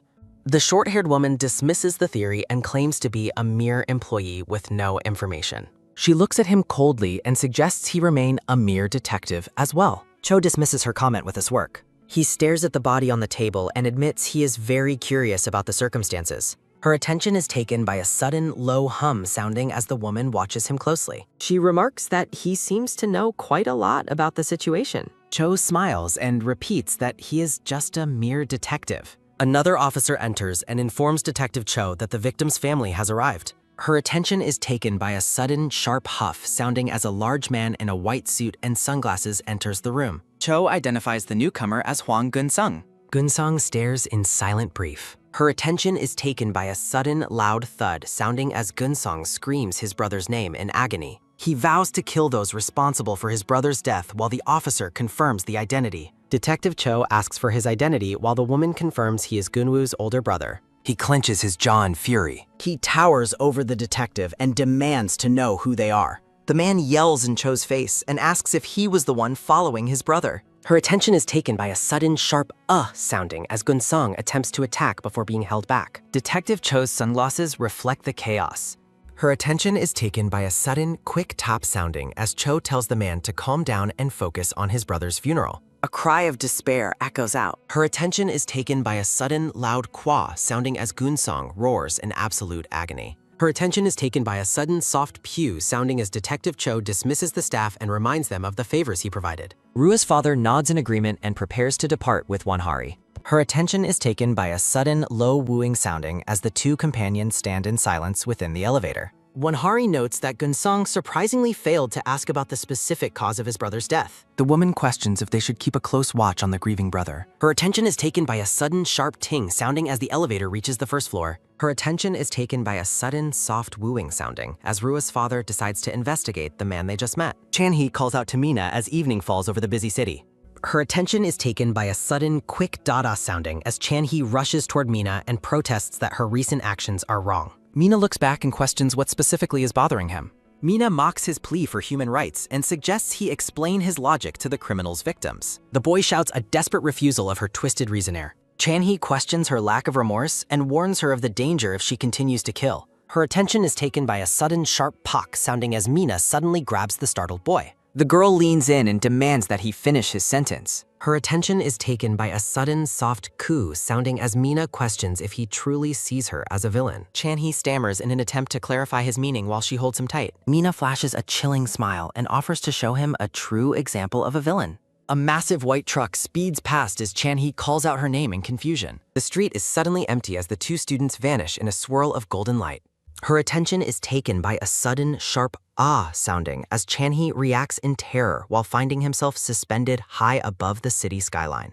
Her attention is taken by a sudden, loud sounding as Chan-hee screams in terror while Mina tells him he understands nothing. The girl extends her hand toward the falling boy and claims he knows nothing about her. Her attention is taken by a sudden, long sounding as the two plummet through the air between massive skyscrapers. A soft gasp echoes through the twilight sky. Her attention is taken by a sudden, loud ooh-wah sounding as the boy's scream of terror continues to echo across the city. Mina stares at her terrified companion with a look of pure excitement and reiterates his ignorance. The girl continues her taunt as their fingers nearly brush together in midair. Mina flashes a warm smile and asks the boy to take her hand. Her attention is taken by a sudden, loud ooh-ah sounding as Chan-hee crashes onto a solid surface and screams in shock. Mina gazes down at him and playfully tells him to keep his composure. Mina explains that she teleported them to safety and admits she was also frightened during her first high-altitude jump. The boy looks around in a daze and asks about their current location. Her attention is taken by a sudden, soft thud sounding as Chan-hee pants heavily while his face flushes with heat. Mina gestures toward the sprawling city and asks if he finds the view beautiful. The blue-haired girl explains that her power has allowed her to discover many breathtaking, secret vistas. Mina mentions that the cliff they are on is strictly off-limits to normal people due to the danger. The girl beams with a look of pure, serene joy. The boy admits the sight before him is truly incredible. Chan-hee notes that the scene is vastly different from anything he has seen from a public observation deck. Her attention is taken by a sudden, quick chiak sounding as Mina leans on him and suggests that the real view far surpasses one seen through glass. The boy looks at his companion with a mixture of confusion and growing admiration. Mina promises that he will be able to enjoy sights like this more frequently from now on. The girl offers to take him on frequent outings while Chan-hee reacts with genuine excitement. Chan-hee laughs and reflects on how impossible it would be for anyone else to believe their secret activities. Her attention is taken by a sudden, soft huck sounding as Mina leans in close and startles the blushing boy once again. Mina asks if he intends to tell others about her secret, and he quickly denies it. Her attention is taken by a sudden, soft thud sounding as the girl reaches out to him. Mina flashes a warm smile and asks the boy to take her hand. Gunsong stands over his brother's body as a medical professional notes that the autopsy certificate will be ready tomorrow once the cause of death is finalized, and they will release the remains then. An officer begins to bring up the subject of funeral arrangements, but the man in the white suit immediately cuts him off. Gunsong refuses to hold a funeral until he has successfully captured the person responsible for his brother's death. Detective Cho warns Ginsung that it is dangerous to make such threats in front of the police, especially since the case has not been classified as a murder. Gunsong takes a call and asks for an update, then confirms that the individual on the line claims to be able to find the culprit before a sudden, quick beep sounding. Detective Cho calls out to the departing man with a look of growing anxiety. Cho urges Gunsong not to escalate the situation with reckless actions and maintains that the death might have been a simple accident. Gunsong's eye narrows in silent fury. Her attention is taken by a sudden, sharp huck sounding as Gunsong seizes the detective by the throat. Gunsong screams at the officer to keep playing dumb, reminding him that is exactly what he is being paid to do. Gunsong orders his group to move out, and his subordinates acknowledge him with a loud shout. The hospital stands quiet against the sunset as someone mentions Gunsung's name. A hand holds a tablet displaying Gunsong's identity as the director of a cryptocurrency development firm. In a car, a woman remarks that Gunsung is merely a gangster at heart and questions why he was associated with Rua. The man sitting next to her looks through a high-powered lens and suggests the situation is far more complex than it appears. A memory shows Rua seated on a grand throne, identified as the critical element in Gunsong's business ventures. The scarred man explains that while the backing of the Ilhe Group attracted investors, Rua ruined the plan and failed to profit, leaving Gunsong extremely angry with her. He focuses his lens with a sharp look of realization. The man confirms that he has found his target. He tells his companion to tail him silently and prepares to investigate how the target deals with his frustration. A brilliant pillar of light strikes the center of a derelict building as two students suddenly materialize. Chan-hee asks where they are in a state of panic while the blue-haired girl explains they are at her designated safe point. The building is revealed to be a crumbling, unfinished shell isolated deep within the mountains. Mina mentions that the construction was abandoned long ago, ensuring that nobody ever visits the site. Her attention is taken by a sudden, soft huck sounding as the boy discovers a wall covered in various photographs. Mina explains that the pictures show places she has visited and that she uses them as visual anchors for her teleportation ability. Chan-hee marvels at her power and asks if she is capable of traveling to other continents like America or Europe. Mina admits she has not left the country yet and notes there is a physical limit to her consecutive teleportations. She recalls reaching the West Coast in a single jump, though it left her feeling completely exhausted. The girl looks out the window as the boy remains in awe of her secret hideout. Mina tells her companion to wait for a moment. A flash of energy erupts as she teleports away, leaving the boy standing alone in shock. Chan-hee realizes he is abandoned in the middle of nowhere and begs her not to leave him. He checks a nearby door and is relieved to find that it is not locked. He steps through the doorway and freezes in terror, realizing the door opens directly into a deadly drop from the crumbling building. Chan-hee huddles against a wall in tears and desperately wishes for Mina to return quickly. He stares at the floor with a hollow, weary expression. A sudden, bright burst of light catches his attention. Mina reappears carrying boxes of food and asks the startled boy if he has been waiting long. Chan-hee looks at the box of donuts and recognizes them as a famous social media delicacy. Mina smiles and explains that visiting distant, popular restaurants instantly is a small perk of her powers. She looks around the dusty room and agrees that it is not an ideal place for a meal. The pair sits on a high rock overlooking the city skyline as the sun begins to set. Mina suggests that opening a cafe at this location would be incredibly successful because of the spectacular view. A quiet moment of reflection passes between the two students. Mina takes a bite of a donut and confesses that she considers herself a romantic. Mina looks toward the horizon and remarks that the world holds far more beauty than people realize. She admits that if she had lived a normal life, she would never have experienced such joy. Mina turns to Chan-hee with a cheerful smile and asks if he still views her as a monster. Her attention is taken by a sudden soft thud sounding as the boy's heart skips a beat. Chan-hee asks Mina to stop using her incredible powers for violence and simply enjoy the beautiful world around them. The boy looks on with worry. Looking out at the city skyline, Mina reflects on the mystery of her powers, noting she never had medical issues or exposure to radiation. She seeks a reason for everything. Mina turns to her companion and explains that she has finally discovered the purpose of her existence because of him. The blue-haired girl stands up and notes that saving him 3 times was a crucial part of her journey. She looks down at the terrified student and claims that those rescues helped her find her true calling. Mina stands triumphantly against the sunset and declares that killing is her designated duty. He is left in shocked silence. Chan-hee grabs the girl and yells that murder can never be a duty, warning her that something terrible will happen if she continues. Mina flashes a small smile and asks if he is merely worried about her being caught by the authorities. The boy maintains that the legal danger is not the issue and argues from a place of shared humanity. With tears in his eyes, he tells her he cannot stand to see the person who saved him become a ruined monster. Her attention is taken by a sudden, soft huck sounding as Mina realizes how unbelievably kind the boy is while he struggles for breath. Everything is unfolding as she expected. Mina beams at the boy and confesses that she is genuinely glad she chose to save his life. Her attention is taken by a sudden, soft thump sounding as Mina pats his chest and promises not to kill them if he is so insistent. She offers a bright, chilling smile. He feels a wave of relief. Chan-hee begs her to give up her violent actions entirely, but the girl gives him a flat refusal. On a busy street corner at night, an unseen passenger in a passing car asks if they have reached the right place. Inside the vehicle, Gi-han confirms it is Chan-hee's neighborhood before a thug lets out a sudden, sharp sounding while threatening his life. The boy is paralyzed by fear. Gi-han looks out the window and points toward the 2 students walking along the sidewalk. The battered student excitedly identifies Chan-hee as he spots him across the street. Gi-han points a trembling finger and insists there is no mistake about the target's identity.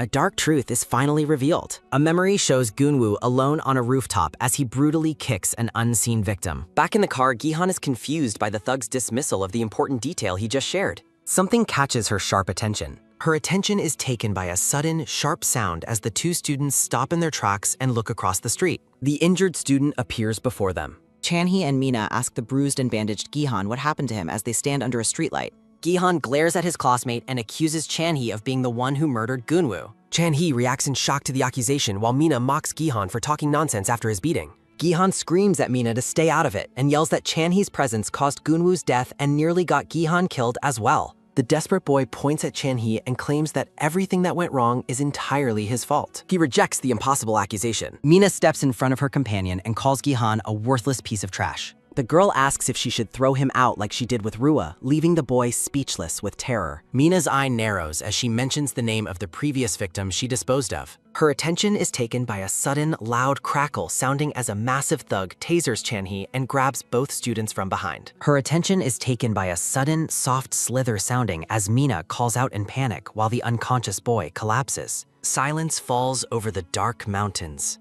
A lone yellow SUV drives toward a remote building surrounded by several black vans deep in the forest. Subordinates shout a greeting to Gunsong as he arrives and inform him that the children he requested are held upstairs.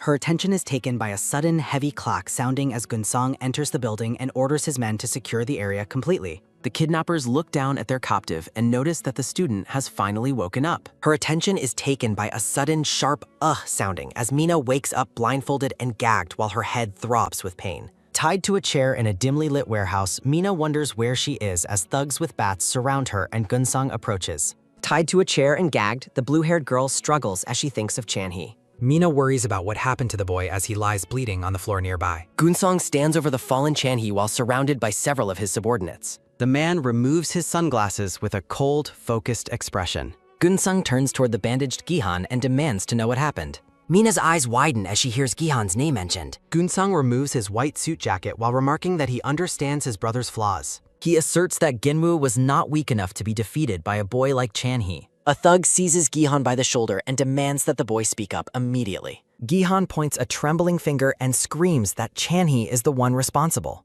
He insists that Chan-hee killed Ginwoo out of desperation to save his own life. Mina attempts to scream a denial through her gag as she is held back by a tattooed thug. Her attention is taken by a sudden, heavy rattle, sounding as Mina desperately tries to confess that she is the killer. Her attention is taken by a sudden, soft thud sounding as Gunseong places a hand on the boy's head. Gunsong lifts Chan-hee by his hair and reminds him that he was present during the murder. He stares into the boy's eyes and asks for confirmation of his presence at the scene. With blood on his face, Chan-hee weakly admits that he was there. Gunsong smiles menacingly and demands the full truth about his brother's final moments. The boy stares back with a hollow, dazed expression. A sudden, sharp movement cuts through air. Gunsong delivers a brutal flaming punch to the boy's stomach, sending him reeling. Chan-hee gasps in agony as the sheer force of the blow leaves him breathless. Mina realizes that the constant ringing in her head prevents her from visualizing a teleportation target. Her attention is taken by a sudden, sharp rattle sounding as she struggles against her bonds in frustration. Mina begs the man to stop as Gunsong continues to assault the defenseless boy with a barrage of strikes. Gunsong looms over his victim and screams that the boy must think the situation is a joke.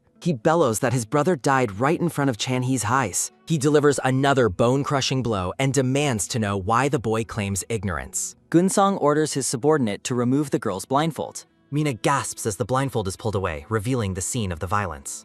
A spray of blood spatters across the floor. Chan-hee lies motionlessly in a pool of his own blood. Mina is forced to witness the devastating aftermath of the beating. A close-up reveals the boy's battered and unconscious face. Mina's eyes fill with tears in pure horror at the sight of her friend. Gunsong asks about the girl's identity while Gihan claims she is the one who knows Rhea's location. Gunsong ignores the claim and screams at the girl to tell him about his brother. Mina hangs her head and begins to weep. She repeatedly apologizes to Chan-hee for the pain he is suffering. Gunsong crouches down to her level and asks why she is apologizing. He stares at the crying student with a look of genuine confusion. Mina confesses that her hesitation was a mistake and argues she should have killed everyone on the rooftop. Gunsong reacts in shock to the girl's sudden, chilling admission. Mina's eyes burn with an intense, deadly resolve as she glares at her captor. A massive explosion of energy erupts from the girl, shattering the silence of the warehouse. The shockwave of her power ripples outward, knocking back nearby objects. Gihan and the thugs are left in total disbelief as the energy continues to surge. Using the chair's leverage, Mina launches a powerful, unexpected strike directly at Gunsong. Her attention is taken by a sudden, loud crash sounding as she and the chair tumble across the floor after the impact. Her attention is taken by a sudden, sharp gust sounding as Gunsong is sent flying backward from the force. Thugs rush to help the fallen Gunsong while the bandaged student watches in total shock. Gihan stares in disbelief as the situation spirals out of control. Mina desperately struggles against her bindings as energy begins to surge from her body. The blue-haired girl's gaze burns with a dark, intense resolve. On a lower floor, subordinates hear the explosion above and realize something is wrong. The thugs prepare to investigate the sudden noise coming from upstairs. A tall, scarred man and a blonde woman in a leather jacket arrive at the building. The newcomer calmly asks if their target is inside. He delivers a devastating strike that effortlessly crushes the guard's defenses. Her attention is taken by a sudden, sharp kuhek sounding as the man moves past his fallen victim. The intruder demands to know which floor Gunsong is currently on. The guards aggressively refuse to cooperate and lash out at the mysterious duo. He repeats his demand for Gunsong's location while the thugs prepare for a fight. When Hari mocks her companion's blunt interrogation style and offers to handle the questioning. Her attention is taken by a sudden, soft clap sounding as the woman claps for everyone's attention. She is suddenly interrupted as a knife whistles dangerously close to her face. A charging thug taunts her with a malicious grin while he lunges forward. The attacker prepares to use his hidden blades before something catches him off guard. A knife is suddenly lodged in the head of the large guard standing behind him. The massive thug collapses motionlessly after the lethal strike. Wanhari smirks and feigns fear while preparing her own counterattack. The enraged attacker lunges at the woman with his blade. Her attention is taken by a sudden, sharp wah sounding as she easily dodges the strike. Her attention is taken by a sudden, sharp ah sounding as she slams the thug to the ground. She swiftly neutralizes the downed man with his own weapon. The attacker howls in agony as he is defeated. When Hari ruthlessly encourages her victim to continue his threats as she towers over him. Her attention is taken by a sudden, strained kukek sounding as she taunts the dying man. Her senior asks if she has finished playing around so they can continue. When Hari regains her composure and apologizes for behaving like a common thug. Her attention is taken by a sudden, soft heek sounding as she forces the terrified guard to answer. Her attention is taken by a sudden, loud scream sounding as a body is thrown from above. The falling man crashes toward the ground floor with incredible speed. The casualty count rises as the falling body lands among the group below. Even the veteran intruder is surprised by the sudden violence from above. Her attention is taken by a sudden, shaky heek sounding as a witness panics at the sight of the blood. The scarred man senses a massive and dangerous presence on the floor above. Multiple bodies begin raining down as the warehouse descends into total chaos. Another guard hits the floor face first with a heavy impact. The two newcomers wonder what kind of monster is causing the carnage upstairs. He stares at the ceiling in total confusion as the ceiling continues to shake. Her attention is taken by a sudden sharp intake of breath, a sound like Mina gasps for air. Mina struggles with her breathing as the surviving thugs circle her warily. The kidnappers are thrown into a panic as their captives seem to vanish before their eyes. Mina teleports behind her enemies to continue her relentless assault.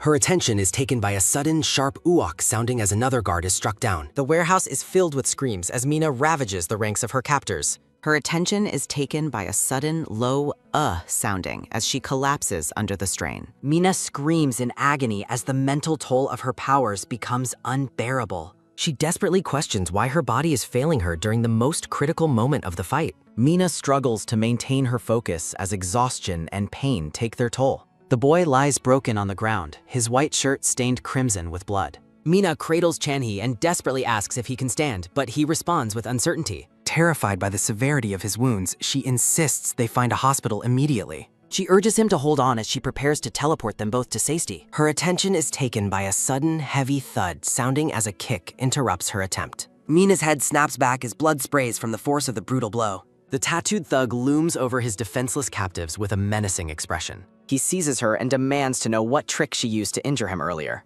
Her attention is taken by a sudden, sharp sounding as the girl collapses again. Mina realizes with horror that her body has become completely unresponsive to her will. The massive attacker stands tall, asserting his dominance over the wounded pair. He grips his baseball bat and demands an answer before he delivers the final blow. The man asks if she was the one responsible for his brother's death. He listens intently as the girl begins to speak of his fallen sibling. Mina offers a bloody, defiant smile in response to his interrogation. As the man lunges forward, she frantically pleads for her teleportation ability to manifest. She begs her power to work as the threat of the bat closes in. Her attention is taken by a sudden, loud crack sounding. Mina looks on in stunned silence as the situation takes a sudden turn. The thug strikes her down with a heavy swing that sends her reeling. Fresh blood spatters across the floor from the sheer violence of the impact. Mina screams Chanhee's name in a moment of pure, unadulterated panic. Chanhee weakly tells her to leave him behind and save herself while she still can. With his final strength, he urges her to run as far away as possible. The boy lies motionlessly on the concrete, his gaze fading into nothingness. Mina stares at her friend's still form with a look of absolute devastation. Tears fall from her eyes as she whispers the boy's name in grief. A brilliant pillar of radiant light suddenly descends upon Chanhee's body. The kidnapper looks on in total disbelief at the mysterious phenomenon unfolding before him. Fueled by a desperate rage, Mina launches herself at the tattooed man. Sharp lines of movement blur as she strikes with reckless abandon. The man frantically swings his weapon to defend against her sudden, feral assault. Mina lets out a piercing cry as she lunges forward to close the distance. Her attention is taken by a sudden, sharp cuck sounding as she coughs up blood. The force of the man's counterattack sends the girl tumbling across the floor. Nearby thugs wonder what kind of supernatural battle is occurring in the warehouse. A subordinate brings up the state of the corpses to his boss with concern. The leader looks up sharply, his attention caught by a sudden shift in the air. Mina lies defeated and gasping for air on the cold ground. The thug laughs manically as he describes a gruesome fate for his victims. The blue-haired girl remains unresponsive as she stares blankly into the shadows. Her attention is taken by a sudden, heavy thud, sounding as a kick lands. Her attention is taken by a sudden, loud crash sounding as the thug is sent flying. Mina's eyes widen as she realizes a new presence has entered the fight. The scarred man in the suit arrives and stands protectively over the injured student. He peers down at her and calmly asks if she is still conscious. He delivers a swift, punishing kick that sends the tattooed man crashing into the floor. The intruder shields Mina from further harm while facing down the remaining enemies. Mina stares up at her rescuer with a look of dazed, silent gratitude. Detective Soo-yeon kneels beside the dark blue-haired girl and asks if she is okay. The injured girl stares up with a dazed expression while thinking that the child she sees is familiar. A memory flashes of the girl looking healthy and focused while wearing glasses. Soo-yeon wonders why she is in such a place while telling her to stay lying down and promising to take her to the hospital. The girl lets out a soft moan as she struggles to remain conscious. A vision shows a red-haired woman lying on a table with her body covered in numerous surgical scars. Soo-yeon stares with a look of pure, concentrated shock. The tattooed thug screams a name as he prepares to launch a sudden strike from behind the detective. The air is filled with a sudden rapid swish sounding as the man unleashes several punches. A sudden heavy thump sounding follows as the detective sends the massive man flying backward with a powerful kick. The thug is sent reeling through the air with a look of stunned disbelief. Detective Soo-yeon looks back with a grim and focused expression. The thug growls an insult while Soo-hyun notes that he expected the man's neck to break and comments that his body is sturdier than expected. Soo-yeon rolls up his sleeves and remarks that it will be satisfying to break him after so long. The man in the green tank top stares with a look of sudden, horrified recognition. The thug screams at him while questioning if he is the one who is lurking at the hospital. The man demands to know about his brother's death as he prepares to charge forward once more. Soo-hyun watches the incoming attacker with an intense and steady gaze. The thug screams a curse as he launches a desperate and wild punch. Soo-yeon notes that he is a thug for pretending to talk while launching a surprise attack while the man lets out a sudden, loud battle cry. A sudden, sharp crack sounding marks the moment the man's fist connects with the detective's face. The tattooed man leans in with an aggressive snarl as he continues his assault. Soo-yeon stands unfazed while stating that he is a thug because he uses his strength to hit girls. A sudden thunderous bang sounding as Soo-hyun delivers a rapid and powerful counterpunch. The detective's foot shifts sharply against the cold industrial floor. A sudden, loud snap sounding as Soo-hyun delivers a crushing kick to the man's jaw. The thug's head is snapped back by the sheer force of the detective's strike. The man reels from the blow as his expression turns to one of dazed agony. Soo-hyun asks if this is his first time being hit while the man lets out a pained, hacking groan. The tattooed man lunges forward again while shouting another insult at the detective. Soo-hyun effortlessly evades the wild and clumsy strike with a calm movement. A sudden, light crunch sounding as the detective catches the man's arm and strikes his ribcage. The thug lets out a sudden, sharp scream sounding as the pain overwhelms him. Close-up of Soo-hyun's cold and merciless eyes. A sudden, heavy crash sounding as the detective slams the man face first into the floor. Soo-hyun stands over the twitching man and tells him not to die yet because he has a lot to ask him. Detective Hari runs up the stairs while breathlessly calling out for her senior. She peeks through a doorway and reports that she contacted the company to handle the cleanup. Soo-hyun's voice commands her to request medical staff as well. The detective carries the unconscious girl and notes that there are many seriously injured people in the industrial room. The dark blue-haired girl lets out a soft, weak breath in the detective's arms. Soo-yeon asks for her name and she weakly identifies herself as Kang Mina before asking who he is. The detective asks if she is conscious while beginning to identify himself. He identifies himself as a police officer and promises to get her to a hospital immediately. Mina's eyes flutter as she struggles to process the word police before falling silent. The scene blurs as Soo-hyun's face contorts with a look of grief and desperation. The detective shouts Mina's name in a panic as she begins to lose consciousness. The girl's eyes roll back as her grip on reality fades. Mina whispers a final question asking for her father. Soo-yeon looks back at her with a stunned and silent expression. Mina offers a faint confirmation. The scarred man carries the unconscious girl to safety, promising that her father will save her. A view of the hospital. A hospital heart monitor peeping. Mina lies unconscious in bed. Mina slowly opens her ass. Her mother reacts with shock. The woman cries out in relief as Mina wakes, frantically asking if the girl is conscious. Her attention is taken by a sudden, sharp ah sounding as the groggy girl recognizes her mother. The mother urges Mina to stay down, explaining that her head injuries require absolute rest. She weeps over the bed, desperately wondering what happened to her daughter. The woman expresses her fear of losing her child while Mina tries to reassure her that she is fine. Mina asks how she ended up in the hospital and what happened to her. A sudden memory strikes Mina. Mina frantically asks about Chan-hee's condition, but her confused mother has no idea who that is. The scarred man informs the girl that the boy is currently in the intensive care unit. Mina stares at the stranger. The man looks at her. A moment of transition follows. The scarred man and his blonde companion stand over the tied-up, bloodied Gunsung. The man offers the captive a chance to save his life if he agrees to cooperate. Gunsung curses at his captors and threatens their families as Wanhari prepares her weapon. Her attention is taken by a sudden, loud scream sounding as the captive howls in pain. Her attention is taken by a sudden, sharp sounding as Wanhari mockingly tortures the man with a painful correction. Wanhari hopes the physical pain helps Gunsung understand his current situation while he groans in agony. The scarred man begins his interrogation by asking if the captive killed a girl named Lee Rua. Gunsung reacts with genuine shock and disbelief at the news of Lee Rua's death. The man looks on stoically as the captive screams in denial.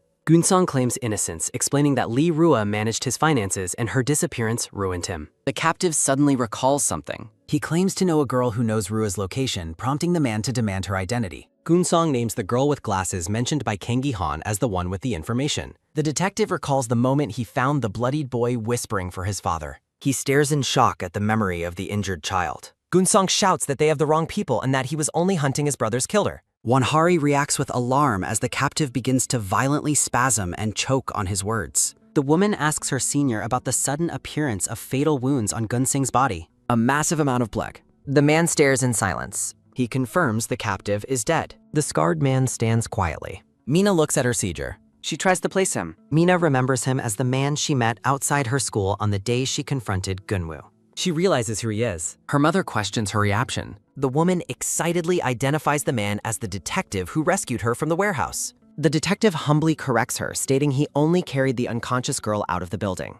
Mina's mother promises never to forget his kindness, which the man finds far too high a praise. The detective reassures the hospital-bound girl and her mother that the kidnappers have been arrested and there is no longer a need for concern. Mina repeats the word arrested with a look of lingering trauma. The girl recalls a horrific memory of the kidnappers falling to their doom while thinking that the outcome is impossible. The detective acknowledges the girl's ordeal but expresses a need to ask her several important questions. Mina suddenly bolts upright in her hospital bed and frantically asks about the condition of the boy named Chanhee. With a desperate expression, she demands to know exactly what happened to her friend. Her attention is taken by a sudden rhythmic beep sounding as Chanhee lies motionless in the intensive care unit with an oxygen mask. Through the glass of the observation room, the group watches over the boy while the monitor continues its steady mechanical pulse. The scarred man somberly explains that the boy is in a coma and the medical staff is uncertain when he will wake up.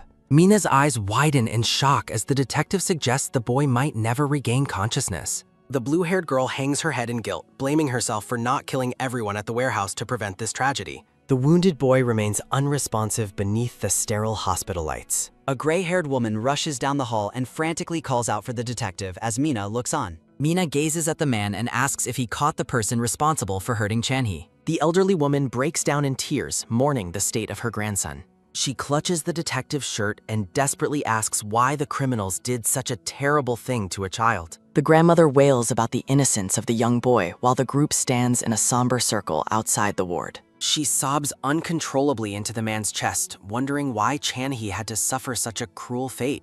A single haunting question of why echoes through the girl's mind as she stares into the distance. Her attention is taken by a sudden, sharp intake of breath, a sound like a small, startled gasp coming as Mina gasps while standing in the hallway. The girl lets out a pained gasp as she struggles to remain standing. Her mother shouts Mina's name in a sudden hack. Her attention is taken by a sudden, heavy thud sounding as the girl collapses, prompting a frantic call for a doctor. Mina sits quietly in her bed with a hollow, distant expression. Her mother gently asks if she is feeling better, but the girl remains silent and unresponsive. The detective looks on with a grim expression, realizing that the current situation is not suitable for an interrogation.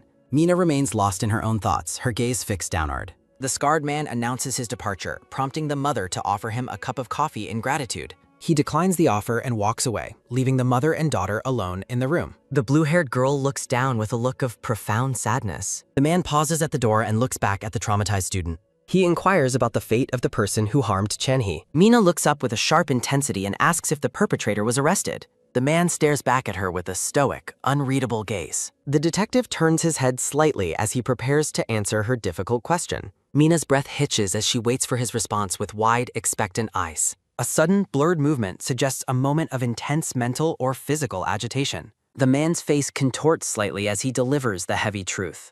Her attention is taken by a sudden, rapid thump sounding as Mina's heart races while she sits in her bed. The detective tells her not to worry about the death of the man responsible for the carnage. Mina recalls the moment she stood over her enemy with a bloody knife, claiming she was only delivering a necessary punishment. She looks at her rescuer with a mixture of confusion and dawning realization. The scarred man firmly states that delivering punishment is his professional responsibility, not hers. As the detective turns to leave, Mina begins to speak from her bed. Tears well in the girl's eyes as she shouts a heartfelt thank you to the man who saved her. A wide view shows the imposing structure of the Ilhe University Hospital under a bright sky. When Hari approaches her senior outside the hospital and asks about their next course of action, the woman notes that Gyun-sung and all the gang members at the warehouse are dead, leaving them with few leads. The detective offers a grim smile and declares that their mission is far from over. Her attention is taken by a sudden, steady beep sounding as Mina stands watch over the unconscious boy in the quiet hospital room. The blue-haired girl whispers Chan-hee's name. Her attention is taken by a sudden rhythmic beep sounding as Chan-hee lies unresponsive. A memory surfaces of Gun-song desperately ordering someone to find a girl named Rua. He violently accuses his captive of murdering a man named Gunwo. Mina stares forward with cold intensity. A group of students smiles as Mina reflects on the punishment delivered for past crimes. Standing over Chan-hee's bed, Mina vows that the remaining debts will be settled. The girl offers a chilling smile while promising not to fail again. The morning sun rises over the Ilhe University Hospital. Soo-hyun and Won-hari stand in a dimly lit hallway. An elegant woman quietly sips her tea. The chairwoman regally questions if a corpse has anything left to say. The scarred man remains stoic. She enjoys her tea with a cold expression. The chairwoman berates Soo-hyun for his brutal methods, claiming his violence has silenced a potential witness. She gazes down at Gun-sung's blood-soaked face and questions the detective's professionalism. When Hari fiercely defends her senior, insisting he handled the operation without error, the older woman reacts with shock. Hari frantically explains the captive's sudden and unnatural death while Soo-hyun silences her. The detective takes full responsibility for the failure, despite Hari's desperate protest. Soo-hyun maintains that the secured outcome remains their burden to bear. Hari falls into a frustrated silence. He acknowledges that the weight of their responsibility remains unchanged. Her attention is taken by a sudden, sharp tsh sounding as they passed. The chairwoman grants a single reprieve, but warns that another mistake will be fatal. She promises his disposal if he fails again while he listens in silence. The scarred man's jaw tightens. Hari watches him from behind. Her attention is taken by a sudden, quick click sounding as the woman departs. The chairwoman inquires about the current status of the kidnapped children. Soo-hyun reports on the victims while the chairwoman orders a thorough investigation into their connection to Rua. She demands that the children be permanently silenced if they possess too much dangerous information. A cold, calculating gaze follows. The woman dismissively suggests that the boy's coma might be a convenient outcome. Soo-hyun urgently reminds her that the children are victims in this tragedy. The woman turns away coldly. She cryptically notes that a parent must always fulfill their duties. Soo-hyun stares ahead with grim intensity. Night falls over the hospital grounds. Mina sits upright in the darkness. The girl dons her glasses and stands alone in an abandoned, shadowy room. She walks barefoot past a box. Mina looks down at the box. She huddles on a tattered sofa while scrolling through her phone. A glint of recognition follows. The screen displays a photo of two young men celebrating at a club. Mina regrets failing to eliminate a witness to her abilities who was involved with Rua. She identifies a smiling boy named Kang Gi-han as the person truly responsible for Chan-hee's state. The girl's resolve hardens instantly. Soo-hyun drives through the night, declaring Kang Gi-han as their top priority. In the car, Won-hari questions her senior about Kang Mina and her knowledge of the girl named Rua. Won-hari explains that Kang Gi-han was the one who informed Hwang Kun-sang about her. As they drive through the night, Soo-hyun wonders who provided Gi-han with information about the culprit. The scarred man speculates that Gun-sung might have been manipulated by Gi-han as well. He questions how Gi-han obtained such sensitive information while looking at the stitched corpse of the villain. Soo-hyun reflects on his brutal takedown of the gang leader at the warehouse. The detective remains deep in thought. Soo-hyun asks about Rua's official cause of death, to which Won-hari replies that the autopsy cited drowning. Won-hari asks for clarification on Kang Gi-han, but Soo-hyun insists there is something else he must verify first. The detective declares his need to see Rua's body in the morgue. A voice outside the hospital frantically protests the man's actions. A doctor attempts to block Soo-hyun's path, citing the chairwoman's strict orders against viewing the body before the funeral. A security guard steps in and firmly tells Soo-hyun that he has gone far enough. The guard grabs Soo-hyun's shoulder and demands that he report to the chairwoman immediately. Her attention is taken by a sudden, sharp swish sounding as Soo-hyun effortlessly throws the guard to the floor, leaving him to let out a pained cry. More guards rush toward the detective as he continues his advance. Soo-hyun's gaze becomes terrifyingly sharp. Her attention is taken by a sudden, sharp huck sounding as the man knocks down another opponent. The nervous doctor watches in silence as the detective approaches. Soo-hyun walks past the falling guards and tells them not to interfere, stating he has only come to see his daughter. A voice whispers the detective's name in the sterile hallway. Inside the morgue, Soo-hyun prepares to examine the body despite the doctor's desperate pleas. Wonhari asks what he is searching for while Soo-hyun dismissively notes the chairwoman will handle the consequences. The junior officer watches with a look of growing concern. Soo-hyun points out a very faint bruise on the girl's neck. He observes that the injuries are not confined to a single area. The man examines Rua's back and notes several bruises with a color distinct from post-mortem lividity. A horrific memory of the red-haired girl falling into the depths resurfaces. Wonhari looks up expectantly at her senior. Soo-hyun stares at the body with a grim expression. Mina stands alone, looking at her phone with a heavy heart. An urn for Kang Jun-woo sits surrounded by family photographs. A portrait shows a smiling man in a police uniform. The blue-haired girl stands silently in the dim columbarium. Mina tells her father Spirit that this is her first solo visit and she wishes to have a private conversation with him. The girl looks at the urn with a troubled gaze. Memories of the violence at the warehouse flood her mind as she confesses to her father that she has killed many people. Mina reflects on her father's likely anger while remembering a past event where she punished a dog named Duri with a bloody knife. She asserts that criminals never change unless they are met with the same punishment she gave Duri. The girl looks at the comatose Chan-hee and blames the perpetrators for his tragic state. She recalls the detective's advice not to waste her sympathy on trash who received their deserved fate. Soo-hyun's words echo in her mind, reminding her that delivering punishment is a professional duty. Mina turns and walks away from the memorial shelves. The girl's expression becomes cold and determined. She concludes that this path of retribution is the reason she was granted her unique ability. Mina asks her father to watch over her as she prepares for her next move. The lights of the memorial hall cast long shadows across the room. A delivery scooter pulls up to an apartment building late at night. Her attention is taken by a sudden, sharp click sounding as a delivery worker snaps a photo of the food drop-off. The order of coffee and sandwiches sits abandoned outside a quiet door. A delivery bag with coffee and sandwiches sits outside a quiet door. Her attention is taken by a sudden, quick ch sounding as a hand reaches for the bag. The brown-haired girl brings the coffee and sandwiches inside the room. Ji-han screams for her to lock the door immediately. He sits in his messy chair, trembling with visible fear. The girl is startled and terrified by his sudden outburst. He mutters to himself that the current situation makes no sense. Gi-han watches the news report on the warehouse massacre with horror. He recalls the blue-haired girl attacking a gang member with a bat. The memory shows Mina's brutal efficiency during the fight. Ji-han watches the violence from the shadows with wide eyes. In his mind, he sees Mina sending a victim falling to his death. The girl's focus remains cold and unwavering in the flashback. Mina offers a chilling smile during the memory of the warehouse. The boy's identity is clearly shown to be Gi-han. Her attention is taken by a sudden quick ch sounding as she offers him a sandwich. He reacts violently, knocking the food out of her hand. The girl yells, pointing out that she tried to help frame Mina and Channy. Ji-han stares at her with a look of pure shock.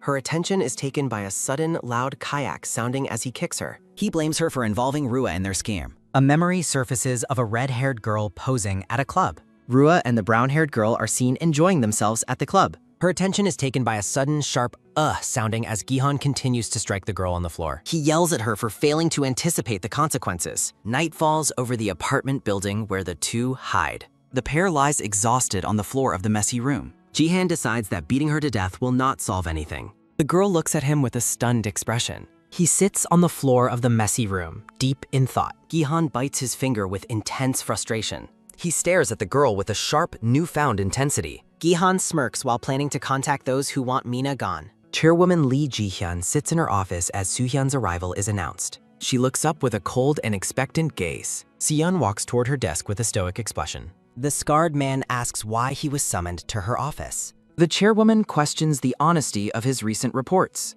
He begins to mention Rua's death, but she warns him not to say her name so casually. She belittles him as a mercenary hired by the Ilhe group. The woman asserts that his position at the police agency is entirely her doing. Soo-hyun listens to her insults without showing any emotion.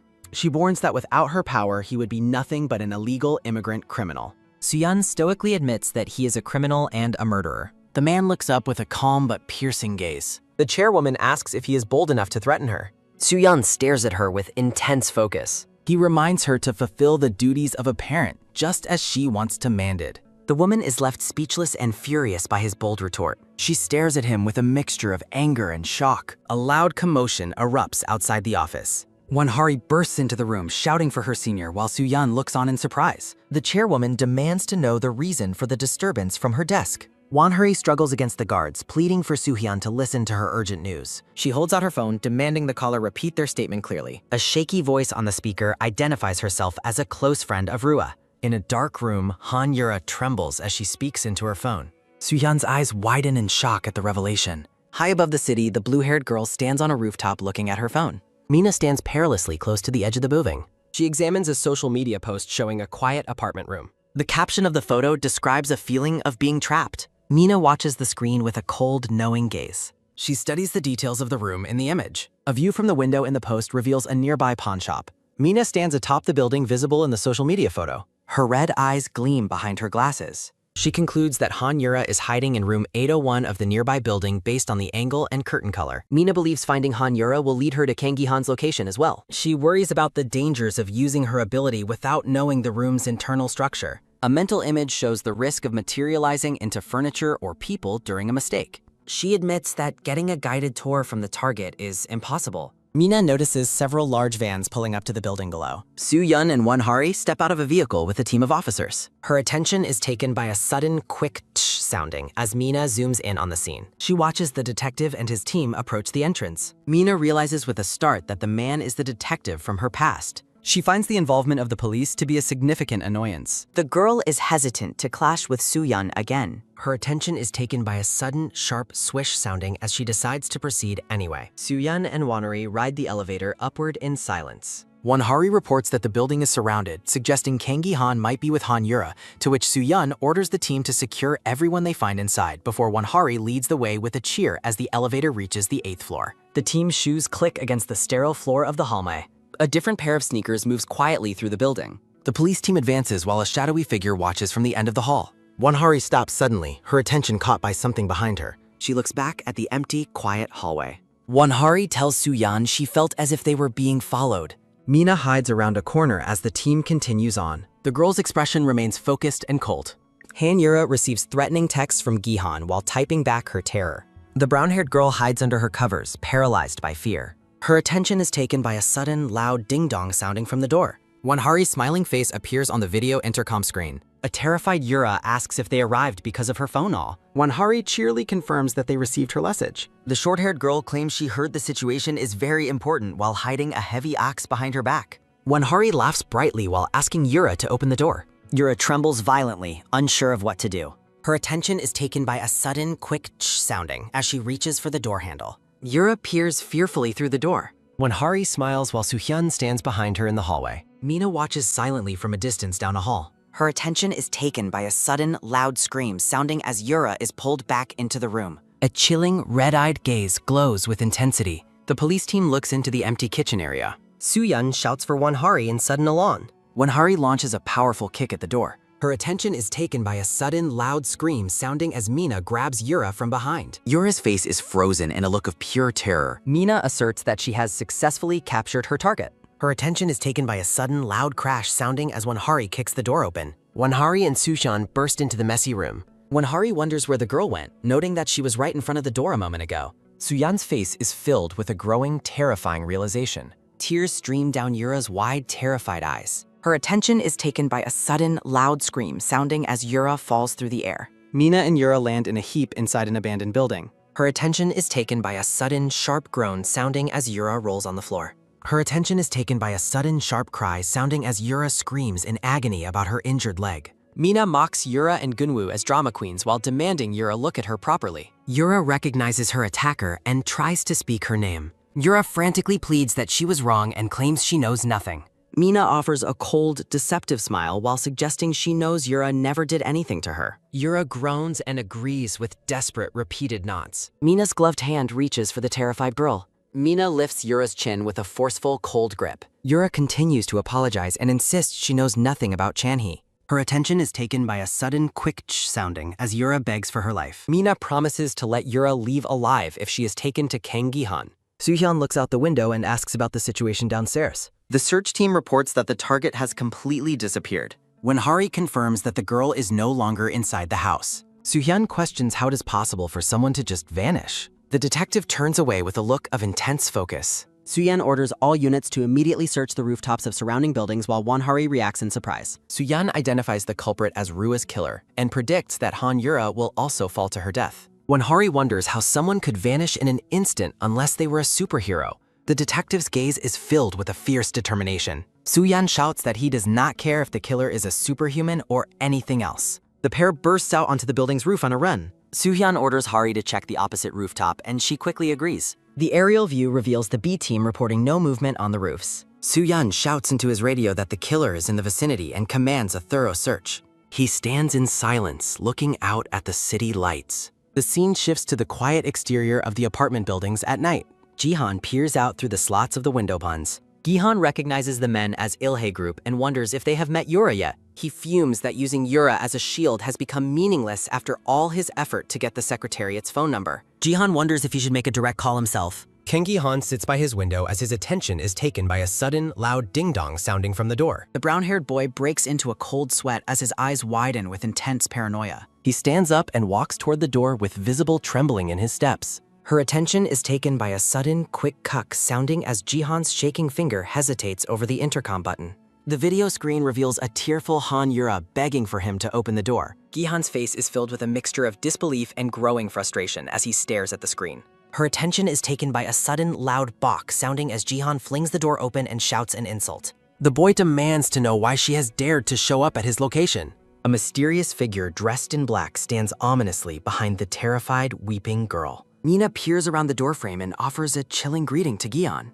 Her attention is taken by a sudden, loud "Uah" sounding as Gi-han screams in terror and tries to slam the door. Mina has already materialized inside the apartment, standing calmly amidst a flurry of floating embers. Jihan looks on with an expression of pure horror, sweat dripping down his face. Mina pulls Yura into the room by her hair and mockingly asks Gi-han if he has been doing well. The girl's red eyes gleam with a predatory intensity behind her glasses. Her attention is taken by a sudden, quick "ah" sounding as Jahan stumbles backward in total shock. Mina calmly informs him that the time for his punishment has finally arrived. Her attention is taken by a sudden, quick pwa sounding as Gi-han frantically tries to manipulate the door lock.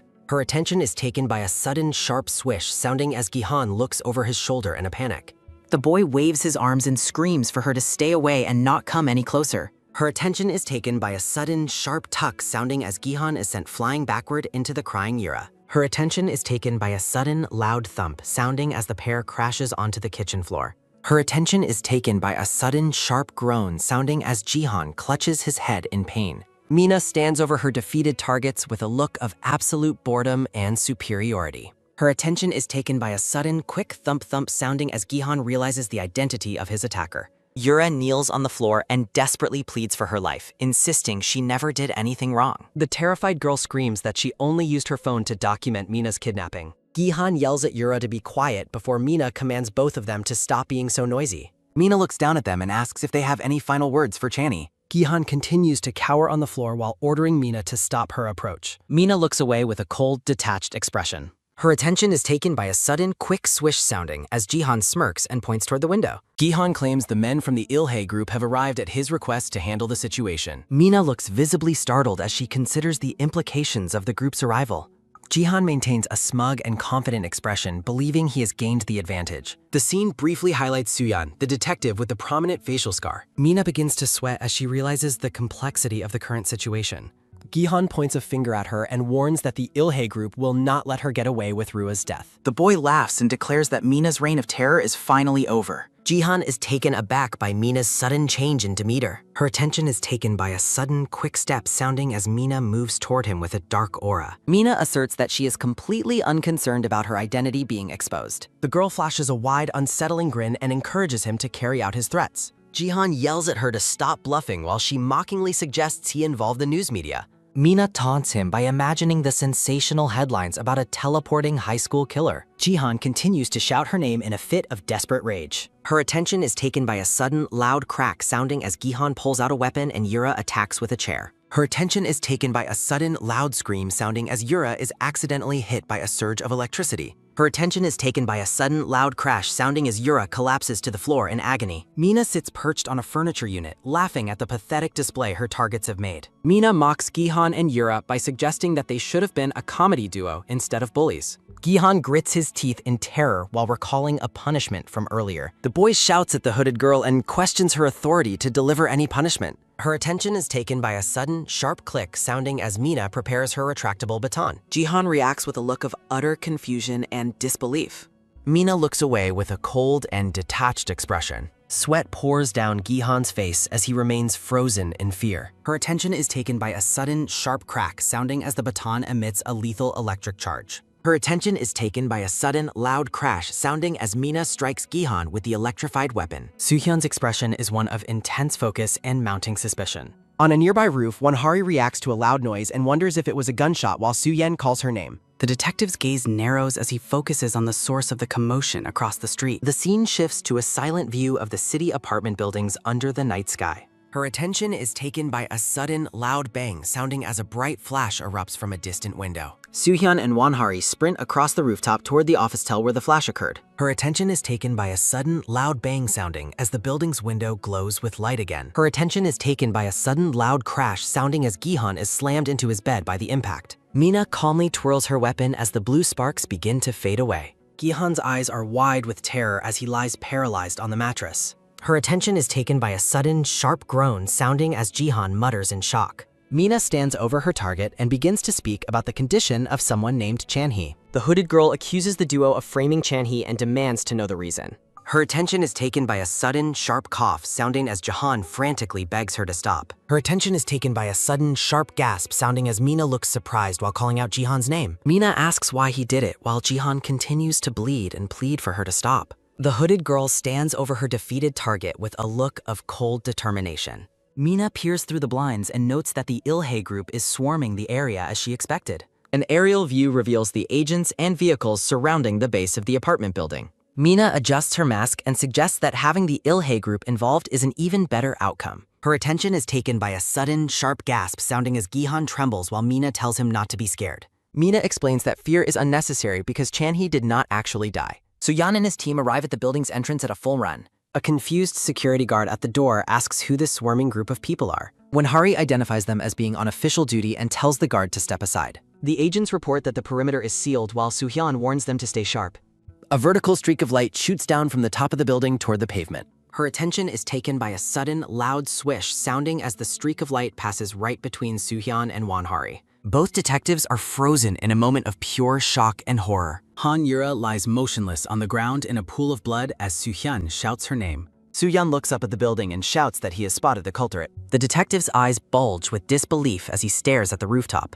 A bloody Jihan stands precariously on the ledge of the skyscraper with a dazed expression. Soo-hyun shouts Kang Gi-han's name at the top of his lungs in a desperate attempt to stop him. Her attention is taken by a sudden, loud pop sounding as a flash appears on the ledge. Soo-hyun looks up at the empty spot with an expression of complete bewilderment. A caption in the dark sky confirms the shocking realization that the target has disappeared. The apartment building stands tall and indifferent under the stars as the scene settles. Soo-yeon and Wonhari stand on a deserted balcony, stunned by the perpetrator's vanishing act. Soo-yeon stands in silence by the railing, staring out at the distant city lights. The detective's face is filled with a mixture of sweat and dread as he mutters in disbelief. Narrative text confirms it's exactly like the moment Han Yura disappeared. Soo-yeon thinks about Kang Gi-han with an expression of intense frustration. The injured boy looks completely terrified by the sudden turn of events. Soo-yeon's mouth is set in a grim line of silent fury. Wonhari reports that teams B and C saw nothing and the target has vanished. Soo-yeon tells her it's useless and orders all units to withdraw. Wonhari follows him while questioning his decision to retreat so suddenly. Soo-yeon reminds her that she also witnessed his incredible ability. The detective remains silent as he processes the failure of their operation. Soo-yeon laments letting the person who killed Rua slip away from him. Rage pulses through the detective's neck and jaw. Her attention is taken by a sudden, loud kwa sounding as Soo-yeon screams in frustration. Her attention is taken by a sudden, loud wah sounding as Jahan falls through a dark void. Her attention is taken by a sudden, sharp pwa sounding as Gihan hits a rock. Her attention is taken by a sudden, sharp puck sounding as Gihan groans in pain while tumbling. Her attention is taken by a sudden, loud ak sounding as Gihan crashes onto the floor of a cave. Her attention is taken by a sudden, loud ah sounding as the boy screams in agony. Jihan struggles to sit up and wonders where he has been teleported. Her attention is taken by a sudden, sharp pwa sounding as Mina appears with a flashlight. Jihan desperately begs the figure to spare his life. Mina looks at him with a cold expression and calls out his name. The hooded girl calls him a coward for his pathetic display. Mina questions his fear of death after what he did to Chanhee while Gihan frantically apologizes. Gihan asks where he is and continues to beg for mercy. Her attention is taken by a sudden, sharp paduk sounding as Mina reacts with disgust. Mina commands him to apologize to Chanhee instead of her. Jihan trembles on his knees as Mina stands over him in the darkness. Her attention is taken by a sudden, sharp intake of breath, a sk sounding as Mina asks if he wants to live. Jihan is shocked to see his phone in the girl's possession. Mina demands the password in exchange for sparing him. Jihan asks why she wants his phone and expresses his confusion. The boy stares at the mobile device in a state of total shock. Mina tells him to stop talking and provide the password immediately. Gihan agrees to her demand to save himself. Gihan decides to play along for now and provides the password while thinking his data is safe. Mina accepts the information while Gihan asks to be let out due to a shoulder injury. Mina looks back and mockingly repeats his request to leave. Mina reveals the place was prepared specifically for him while Gihan asks what's wrong. Mina identifies the location as a collapsed mineshaft. A narrative bubble identifies Kang Gihan as the murderer of Han Yura. Mina points at him and asks who would report Rua's whereabouts once she leaves. Jihan screams in shock at the realization he is being framed for the killing. Mina notes that he killed her right in front of the Ilhe group agents. Soo-yeon lets out a desperate scream of rage on the roof. Jihan realizes Mina's plan as he recalls being on the building ledge. Her attention is taken by a sudden, loud telsock sounding as Gihan collapses in despair. Mina offers a final, mocking goodbye to the trapped Gihan. The girl flashes a wide and chillingly cheerful smile. Her attention is taken by a sudden, quick sounding as Mina teleports away. Gihan is left alone, desperately begging Mina to get him out of the cave. Her attention is taken by a sudden, loud scream sounding as Soo-hyun bellows in a fit of pure rage. Standing before a sealed and chained cave entrance, the blue-haired girl looks up with a contemplative expression. Mina stands alone under the night sky and thinks to herself that she can no longer hear anything. The girl lowers her head and closes her eyes in a moment of heavy silence. A surge of internal power causes the blue-haired girl's eyes to glow with an intense reddish light. Mina stands at the bedside of the unconscious Chanhee, who is covered in bandages and hooked to a respirator. The injured boy remains still as the medical equipment continues to sustain his breathing. Mina looks ahead with a cold gaze and declares that she cannot stop because this is only the beginning. Clutching Gihan's phone, Mina thinks that people like him are merely small branches, and she intends to remove everything down to the roots. Leaning over the hospital bed, the girl challenges anyone who might dare to try and stop her mission. A nurse in a pink uniform opens the door to the room and calls out to see if anyone is inside. The nurse looks at the silent, seemingly empty room and wonders if she's simply misheard a voice. Chanhee remains in a deep sleep, unaware of the visitor who just departed. News travels through the city that Han Yura fell to her death and Kang Gi-han has gone missing. In the school hallway, students gossip about the consecutive deaths of their classmates and wonder who the killer is. The student body discusses the victims of the coin scheme and mentions that the boy who was bullied is still hospitalized. Girls in the classroom speculate if the mysterious culprit was also responsible for getting rid of Han Yura. Mina sits at her desk with a blank expression while thinking that she would actually love whoever got rid of the bullies. Mina walks toward the school gate as a heated argument breaks out between two men nearby. A crowd of students gathers as someone asks what is going on with the man shouting at the guard. A silver-haired man holding a camera on a stabilizer yells that he is reporting from outside the school, while the guard accuses him of photographing students without permission. Mina pauses to watch the commotion and thinks that the man does not look like a professional reporter. The blue-haired girl stares with suspicion and wonders what kind of person the stranger actually is.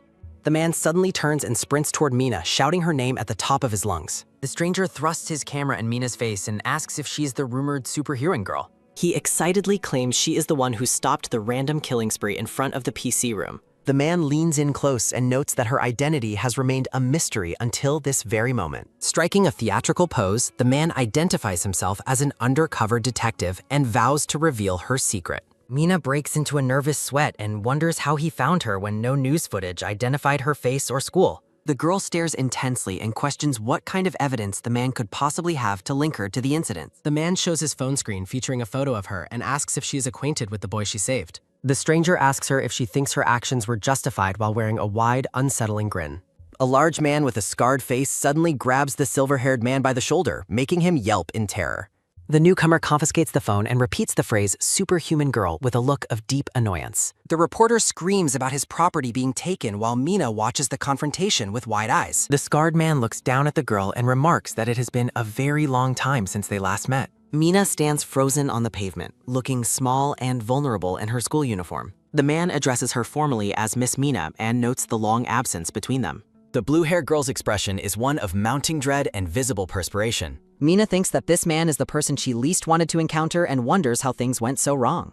As the surrounding students continue to whisper, Mina thinks about finding a way to escape the immediate situation. The silver-haired man points aggressively and demands the return of his phone while yelling about property damage. The scarred man remains silent and stares at the shouting reporter with a look of cold indifference. The reporter notices the knife scars on the man's face and trembles while threatening to call the police. Her attention is taken by a sudden, sharp snap sounding as the scarred man effortlessly breaks the reporter's finger. Her attention is taken by a sudden, loud scream sounding as the silver-haired man wails in agonizing pain. The reporter collapses to his knees as the tall man tells him to be grateful he only lost a finger and warns him to get lost before he is reported for voyeurism. The injured man continues to cry out about assault and damage while clutching his hand. The tall man yells that the reporter is the one who actually belongs in a jail cell. Her attention is taken by a sudden, loud murmur sounding as students surround the silver-haired man. The short-haired woman mocks the cornered reporter while her scarred senior looks on with a cold expression. The silver-haired man desperately claims he was only searching for clues to find a superhero. Students shout for the alleged pervert to be filmed and exposed to everyone. Angry students thrust their phones forward to capture a clear shot of the man's face. The reporter sprints away into the street as the crowd continues the pursuit. Mina watches from a distance as the mob chases the fleeing man away from the school. Mina realizes the man was harassing multiple female students instead of targeting her specifically. The scarred man approaches Mina and asks if she was very surprised by the incident. Mina turns around and stares at the tall, intimidating stranger. The man calmly asks the blue-haired girl if they can talk for a moment. Sitting in a cafe, Mina enthusiastically declares her intention to enjoy the large strawberry sundae. The scarred man questions her appetite while she explains that test takers require high-calorie consumption. The man's partner joins in the meal while he grumbles for her to be quieted. Mina thanks the officer for saving her from the strange man and buying her the treat. The scarred man explains his actions were merely part of his natural duty as a police officer. Her attention is taken by a sudden, sharp sputter sounding as the man spits out his coffee. A memory reveals the detective was previously seen working alongside the agents of the Ilhe group. Mina wonders if the man is a corrupt detective or a member of the Ilhe group. The blue-haired girl cheerfully asks the two officers if they are currently dating. The woman laughs at the suggestion while the embarrassed man massages his temple. Mina notes that the woman looks too young for her companion and calls the situation dangerous. The scarred man stares intensely at the girl across the table with narrowed eyes. A long-haired girl with bright red hair smiles while eating the strawberry dessert. The man comments on the girl's surprisingly polite speech while she asks what he meant by that. The brown-haired woman leans on her hand and tells Mina not to try so hard with her act. The woman watches Mina closely while the girl continues to eat her sundae. Her attention is taken by a sudden, sharp click sounding as Mina sets down her spoon. The scarred man looks at the girl with a neutral and observant expression. Mina's head hangs low as her mood suddenly shifts to one of deep sadness. Her attention is taken by a sudden, soft plop sounding as a tear falls on Mina's hand. Mina claims she still cannot remember everything that happened during the kidnapping. The girl tearfully recounts being forced to watch Chan-hee's brutal beating after being taken because of Gihan. Mina explains that a bright flash of light caused her to lose consciousness during the event. Mina sobs and blames herself for not being able to protect Chan-hee that time. The girl expresses her pain and asks if Gihan was trying to frame her and Chan-hee. The detective asks for clarification on Gihan trying to frame them for the murder of Hwang Gun-woo. Mina cries and wonders why Gihan would make someone as large as Hwang Gun-woo suffer. The blue-haired girl asks specifically about Gun-woo falling to his death. The scarred man remains silent and listens to her emotional testimony. Mina confirmed the details of the tragedy through her heavy tears. The short-haired woman watches Mina's display of grief with a look of surprise. The detective asks for her understanding regarding the difficult necessity of providing witness testimony. Mina looks up with watery eyes and agrees to cooperate with the procedure. The scarred man asks if she has any further information about the whereabouts of Kang Gilan. Mina pauses as if she is about to ask an important question. The girl adjusts her glasses and asks if Gihan could truly be related to the death. The man notes he cannot make a final judgment until he meets with Kang Gihan. Mina excuses herself to go wash her face in the restroom for a moment. Her attention is taken by a sudden wet splash sounding as Mina washes her face. Mina peeks from behind a wall. Her attention is taken by a sudden wet splash sounding as Mina continues to wash her face. Lee Soo-hyun wonders if this is his second time meeting the draw. The detective silently drinks his coffee. The man struggles to understand why Mina and a girl named Rua overlap in his vision. Her attention is taken by a sudden light rustle sounding as Mina examines Lee Soo-hyun's police business card. The detective explains that he will contact her again for further witness testimony. Lee's partner apologizes for her earlier behavior while the detective notes a new arrival. A frantic woman runs toward the group while shouting Mina's name. Mina is shocked to see her mother while the detective explains he called her in advance. Lee mentions the legal requirement for parental consent when investigating a minor. The blue-haired girl offers a nervous and forced smile. The detective bids Mina farewell and promises to be in touch. Mina walks away alone into the evening. Lee remarks that the girl would have a bright future in acting if her display of grief was a lie. The partner reports receiving a text message from Inspector Cho Hyung-yan. The detective reveals they have been granted access to evidence regarding the PC room knife attack. A memory shows a man with a knife causing chaos in the street. Her attention is taken by a sudden soft crinkle sounding as Lee examines a receipt. Mina walks down the sidewalk with a grim expression. Bystanders react with terror as a mysterious girl suddenly appears during a violent street fight. Panic spreads through the crowd as the fight continues to escalate. Mina lies in bed while reading news reports about the mystery of teleportation. Citizens discuss the unsettling nature of the incident and hope for a quick arrest. Men speculate if the viral footage was faked using artificial intelligence. Mina scrolls through the heated debates online regarding the authenticity of her powers. The girl regrets being so impulsive and exposing her abilities just to save Chan-hee. Mina realizes the silver-haired man is a notorious clickbait YouTuber. The girl views the YouTuber's channel titled Undercover while seeing his video about a teleporting superhuman.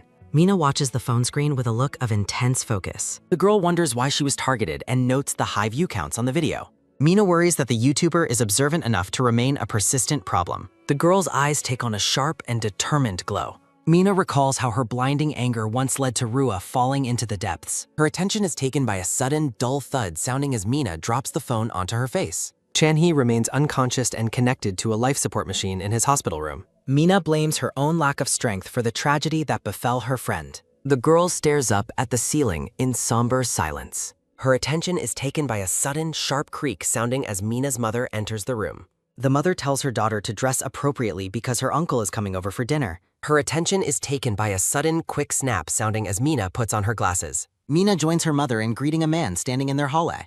Cho Hyun-yun smiles broadly and greets Mina for the first time in many years. The man brings a gift of juice while Mina jokes about her height remaining unchanged. Her attention is taken by a sudden light clink sounding as the uncle sets down a glass of juice. Hyung-yun expresses his deep shame for not being able to protect Mina during her ordeal. A flashback shows a younger Hung-yeon witnessing Mina's father, Junwoo, fighting a criminal. The man vows to repay the debt he owes to Junwoo by taking care of his family. Mina's mother reassures him that they are truly grateful for all of his support. Mina declares that her father would want the uncle to stop feeling so guilty. Her attention is taken by a sudden, sharp crunch sounding as Mina stabs a piece of fruit. The girl begins to reflect on the one who caused the tragedy. Mina stares forward with a cold, hollow gaze and remarks that her father's attacker feels no remorse for his actions. The girl's mother shouts for her to stop while her uncle watches the sudden outburst with a look of concern. The girl falls into somber silence. The blue-haired girl cynically notes that even a murderer can get away with a light sentence just by drinking.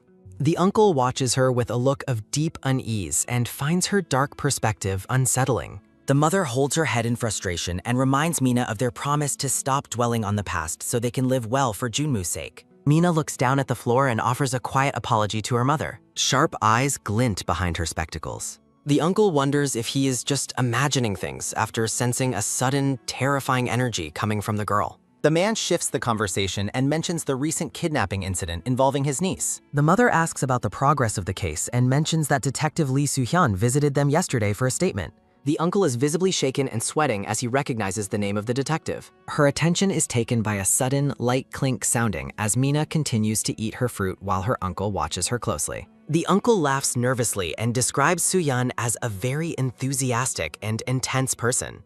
Mina mentions she even got a treat out of the encounter, while her mother expresses relief that the police kept her daughter safe. The mother jokes about treating the officer to a meal, while the uncle laughs and warns her about violating bribery laws. Her attention is taken by a sudden, soft gulp sounding as the uncle finishes his juice. Mina watches him with neutral eyes. The uncle's cheerful expression suddenly fades. The man explains the case against the gangsters is officially closed because their leader, Hwang Gun-sung, has died. Mina reacts with shock and realizes that the information Detective Soo-hyun gave her was actually true. A memory shows the bloodied remains of the gang leader as the uncle explains the criminal died in an accident while resisting arrest. The girl stares at her glass while her mother remarks that Mina never should have been involved with such dangerous people. The two adults sit in silence.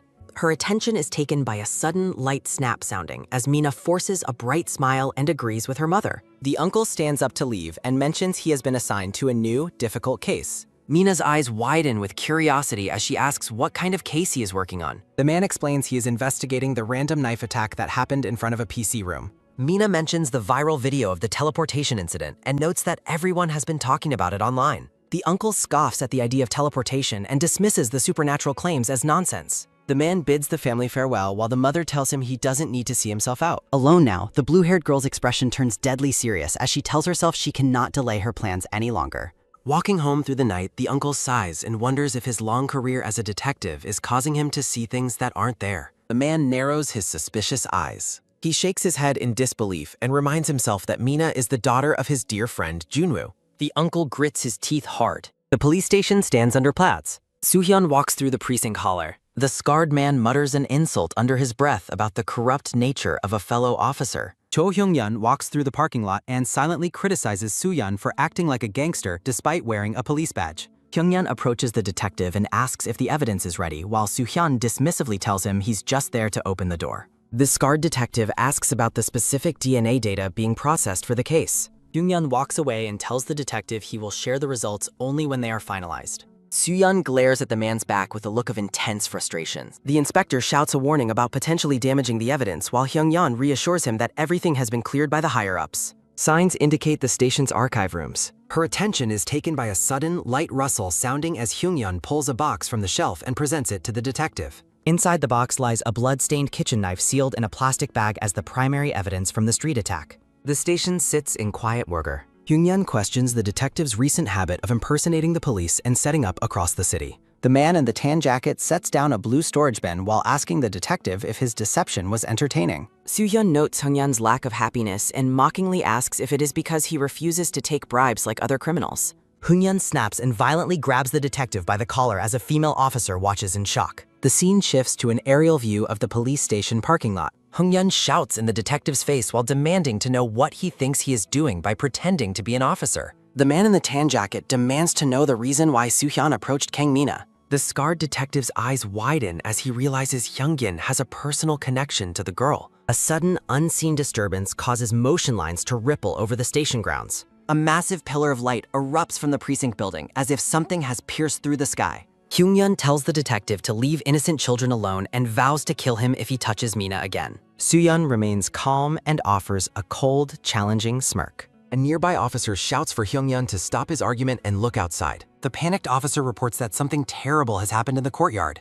Hyung-yeon keeps his grip on the detective's collar and demands to know what the fuss is about. The officer shouts that a person has just fallen from the sky. Soo-hyun watches with intense focus as the officer confirms that the victim has fallen right in the middle of the station. A bloodied man lies motionless on the pavement in a pool of dark liquid while police officers surround the body in horror. The officers realize the victim is already dead and frantically call for an ambulance despite the obvious tragedy. A mysterious figure wearing a dark hooded cloak sits perched on top of a police cruiser. The hooded stranger looks down from the roof of the car while the surrounding police react with confusion. The stranger offers a short and simple greeting to the gathered crowd. A peaceful sky sits above the chaos unfolding on the ground. The station stands illuminated by the lingering energy of the sudden teleportation. Confused officers stare at the corpse while wondering aloud where the person could have possibly fallen from. Panic continues to spread among the precinct staff as they realize they are dealing with a dead body in their own parking lot. Glowing sparks of energy flicker around the hooded figure as they remain seated on the police vehicle.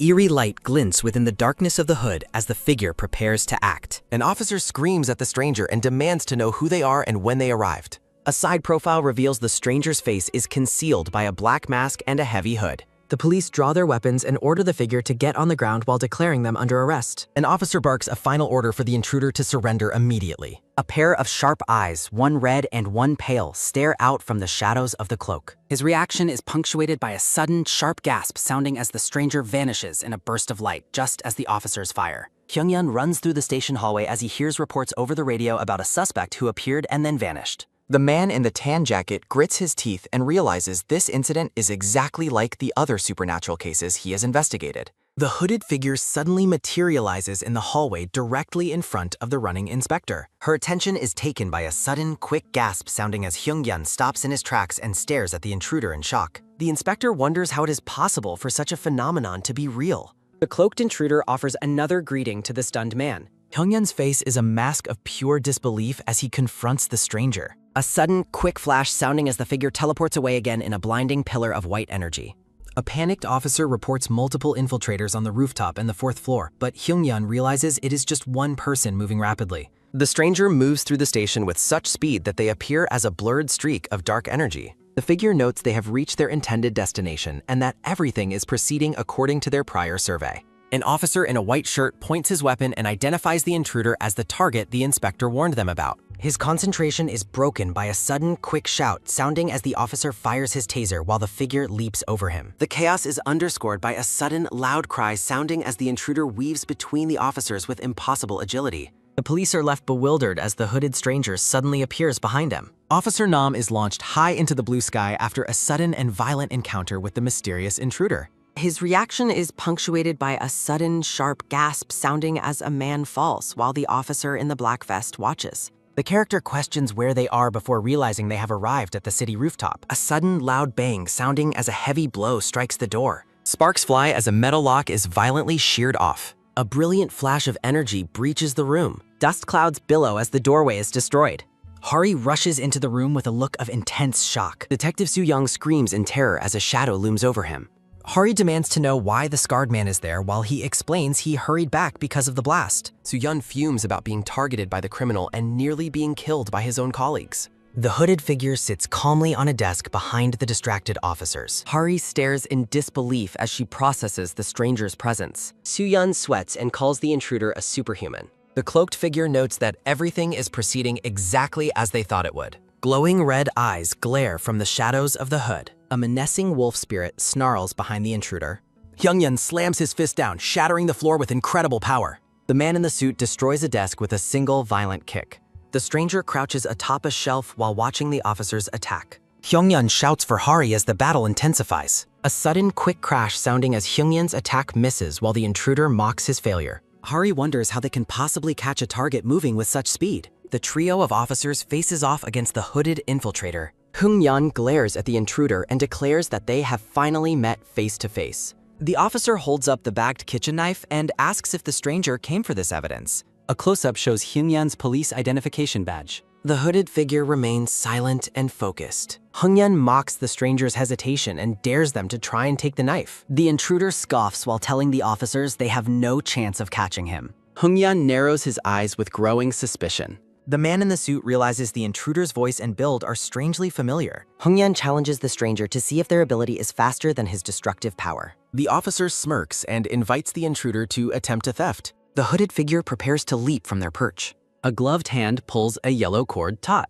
Hyungyun reacts with shock as ropes snake across the floor around him. Blinding yellow energy erupts from the floor, catching the officers off guard. Her attention is taken by a sudden, quick gasp sounding as Hari is hit by the discharge. The room is engulfed in a flash as Hyungyun cries out "Main." Soo-young screams as he is thrown against the wall by the explosion. The detective shields his face from the intense radiance. A hand snatches the plastic bag containing the primary evidence. The intruder dashes away with the knife while thanking the officers for the opportunity. Hyungyun and Hari cough as they struggle to regain their footing. The man in the suit shouts a desperate warning as the intruder teleports away. The officers kneel in the wreckage, breathing heavily as the intruder vanishes. Hyungyun grits his teeth in intense frustration over the escape.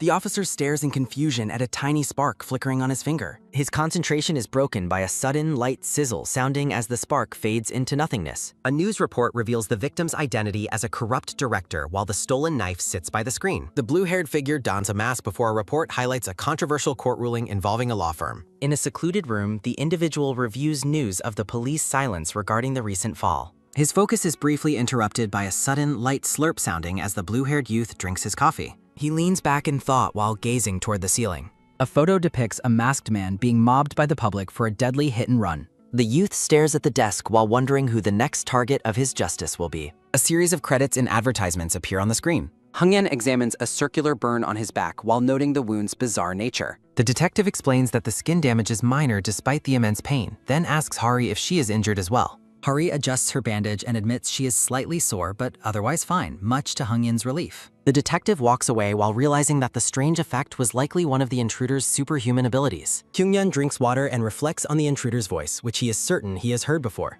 A computer file details the criminal record of a 37-year-old man involved in a hit-and-run murder. An officer reports that a message claiming the death was a punishment was found attached to the victim's back. The police chief orders the staff to watch their words since the death is officially still under investigation. Hongyan and his colleague listen solemnly to their superior's lecture. The chief explodes in anger while calling the current case report a piece of trash. He fumes over the fact that evidence was stolen by an unknown suspect using an impossible method. Kyungyeon stands his ground and insists he cannot write down information that the department simply does not have. The chief screams about the humiliation of having evidence stolen from right under their noses inside the station.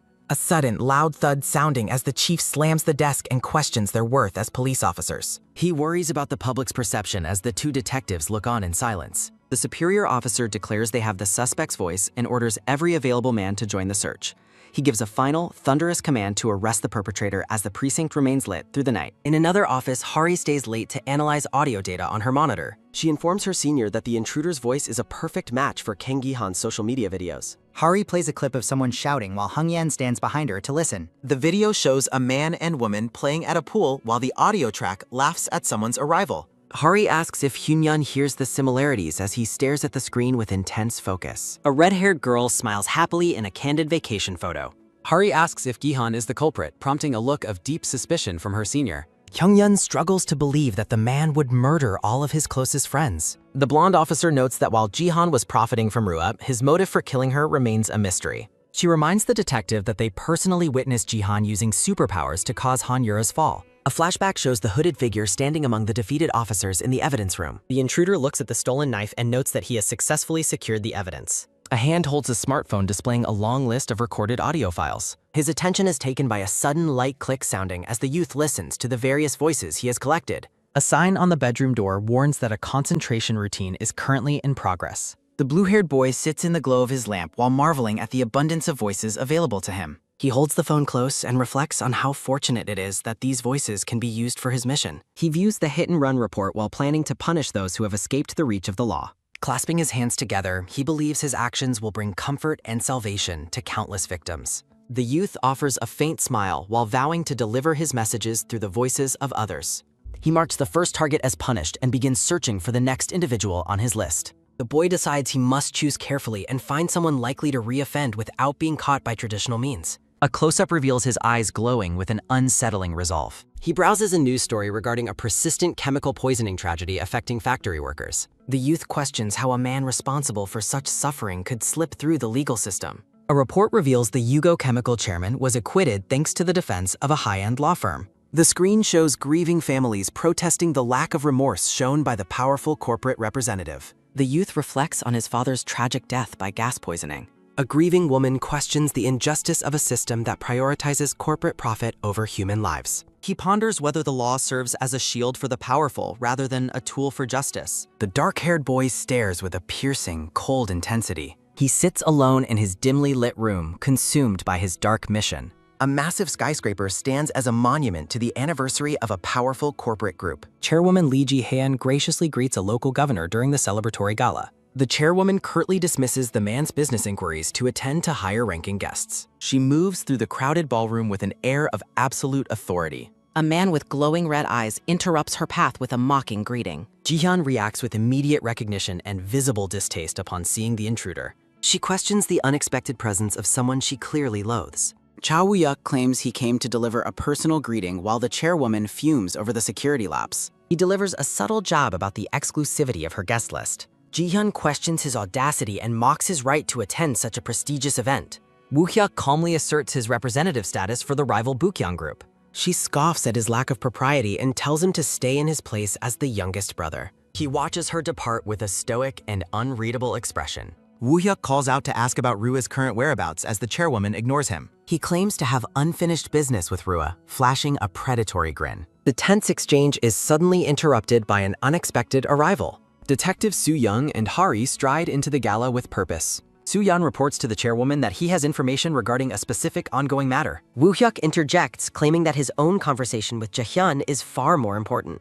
He smugly orders the security agent to leave and return at a more convenient time. Soo-hyun stares at the arrogant young man with simmering, silent rage. The detective bluntly questions the identity of the boy, catching Woo-hyuk completely off guard. Her attention is taken by a sudden, light laugh sounding as the chairwoman finds Soo-hyun's bluntness hilarious. Surrounding guests watch in confusion as the cold matriarch continues to roar with laughter. She praises Soo-hyun's keen eye for judging character while Woo-hyuk seethes in humiliation. Ji-hyun notes that she needed a good laugh after a string of depressing news reports. She decides to introduce the two men to each other as a mocking reward. Her attention is taken by a sudden, light snap sounding as Ji-hyun introduces Lee Soo-hyun as a top security agent. She turns her sharp gaze toward Woo-hyuk to continue the introductions. Ji-hyun reveals the red-eyed youth is a representative for a subsidiary entertainment company. She drops a shocking revelation by identifying Woo-hyuk as Rua's official fiancé.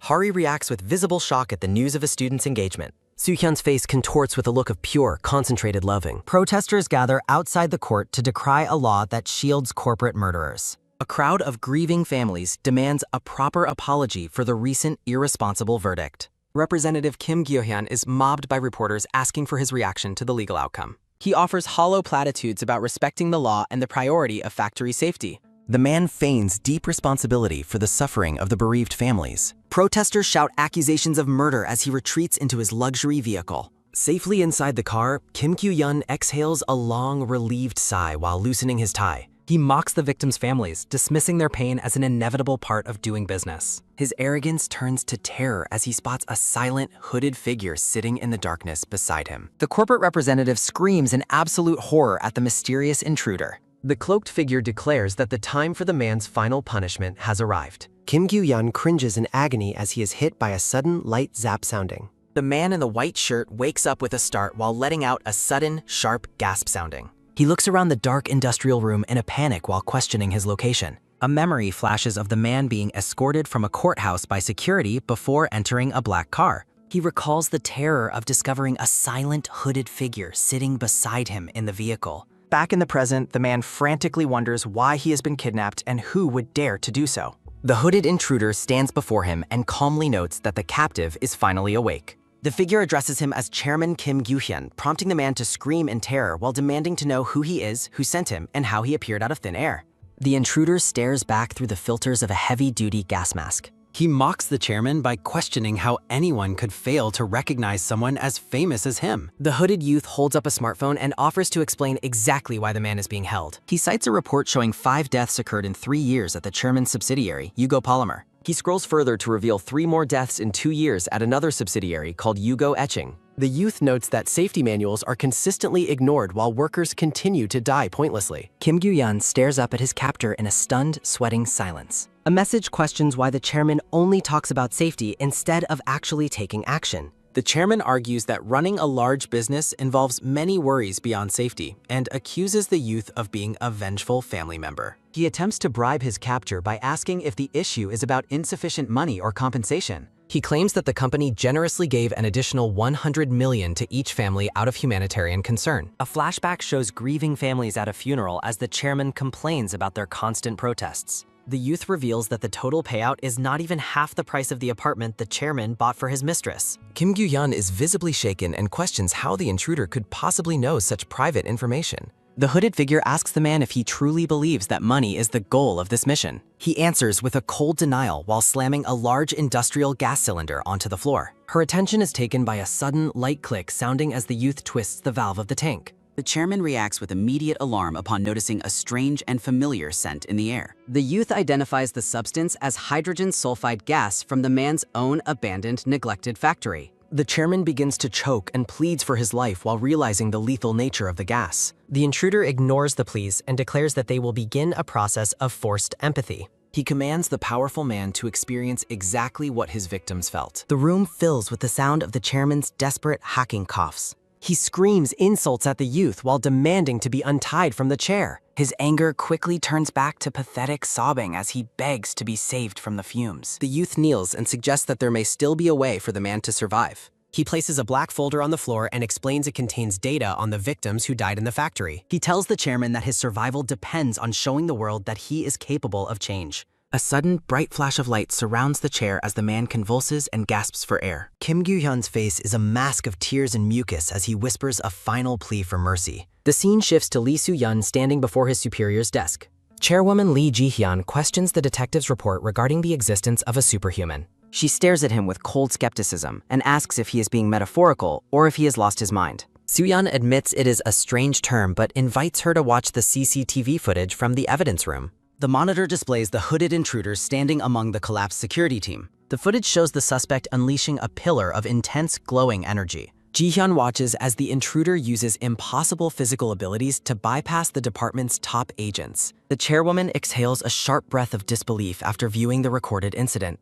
Hari explains that multiple officers witnessed the powers firsthand and they have no other way to categorize the suspect. Ji-hyun asks if this individual is responsible for Rua's death and demands to know his identity. Detective Soo-young looks down with a grim expression and identifies the suspect as Kang Gi-han. He reports that Gi-han used his superhuman abilities to vanish from the scene of Han Yura's death. The detective concludes by stating that the voice recorded at the precinct matches Gi-han's perfectly. Soo-yeon reports that the voice recordings are also presumed to be Kang Gi-han's. Chairwoman Ji-hyun demands to know why they returned empty-handed and where Gi-han is hidden. Soo-yeon looks away thoughtfully while suggesting that something about the situation feels strange.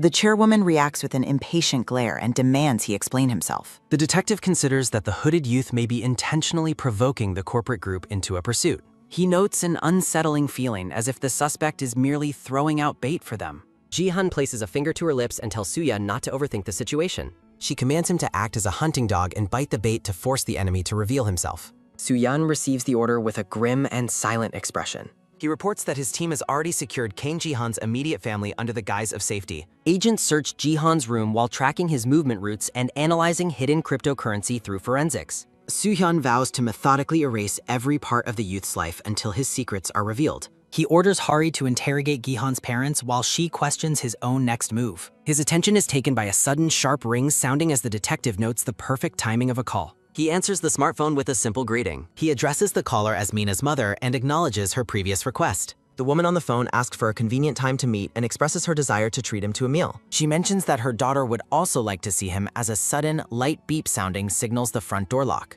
A girl in a school uniform enters the apartment as her mother announces her arrival from the study room. Soo-hyun agrees to meet at 7 in the evening and asks for the address of their meeting place. Hari watches her senior with a stunned and silent expression. She questions whether he truly just arranged a meeting with Kang Mina's mother. Back in the industrial room, Chairman Kim Gyu-hyun lets out a sudden, hawking cough sounding. The man is a mask of tears and agony as he gasps for air in the toxic fumes. The silence is shattered by a sudden, heavy crash sounding as the chairman falls over while tied to the chair. His legs kick frantically in a desperate attempt to escape his inevitable fate. He struggles with a final, violent burst of energy against the cold floor. His eyes bulge with pure, concentrated terror as the lethal gas takes its toll. Soo-yeon walks through the hallway while confirming that he is going to meet Kang Mina.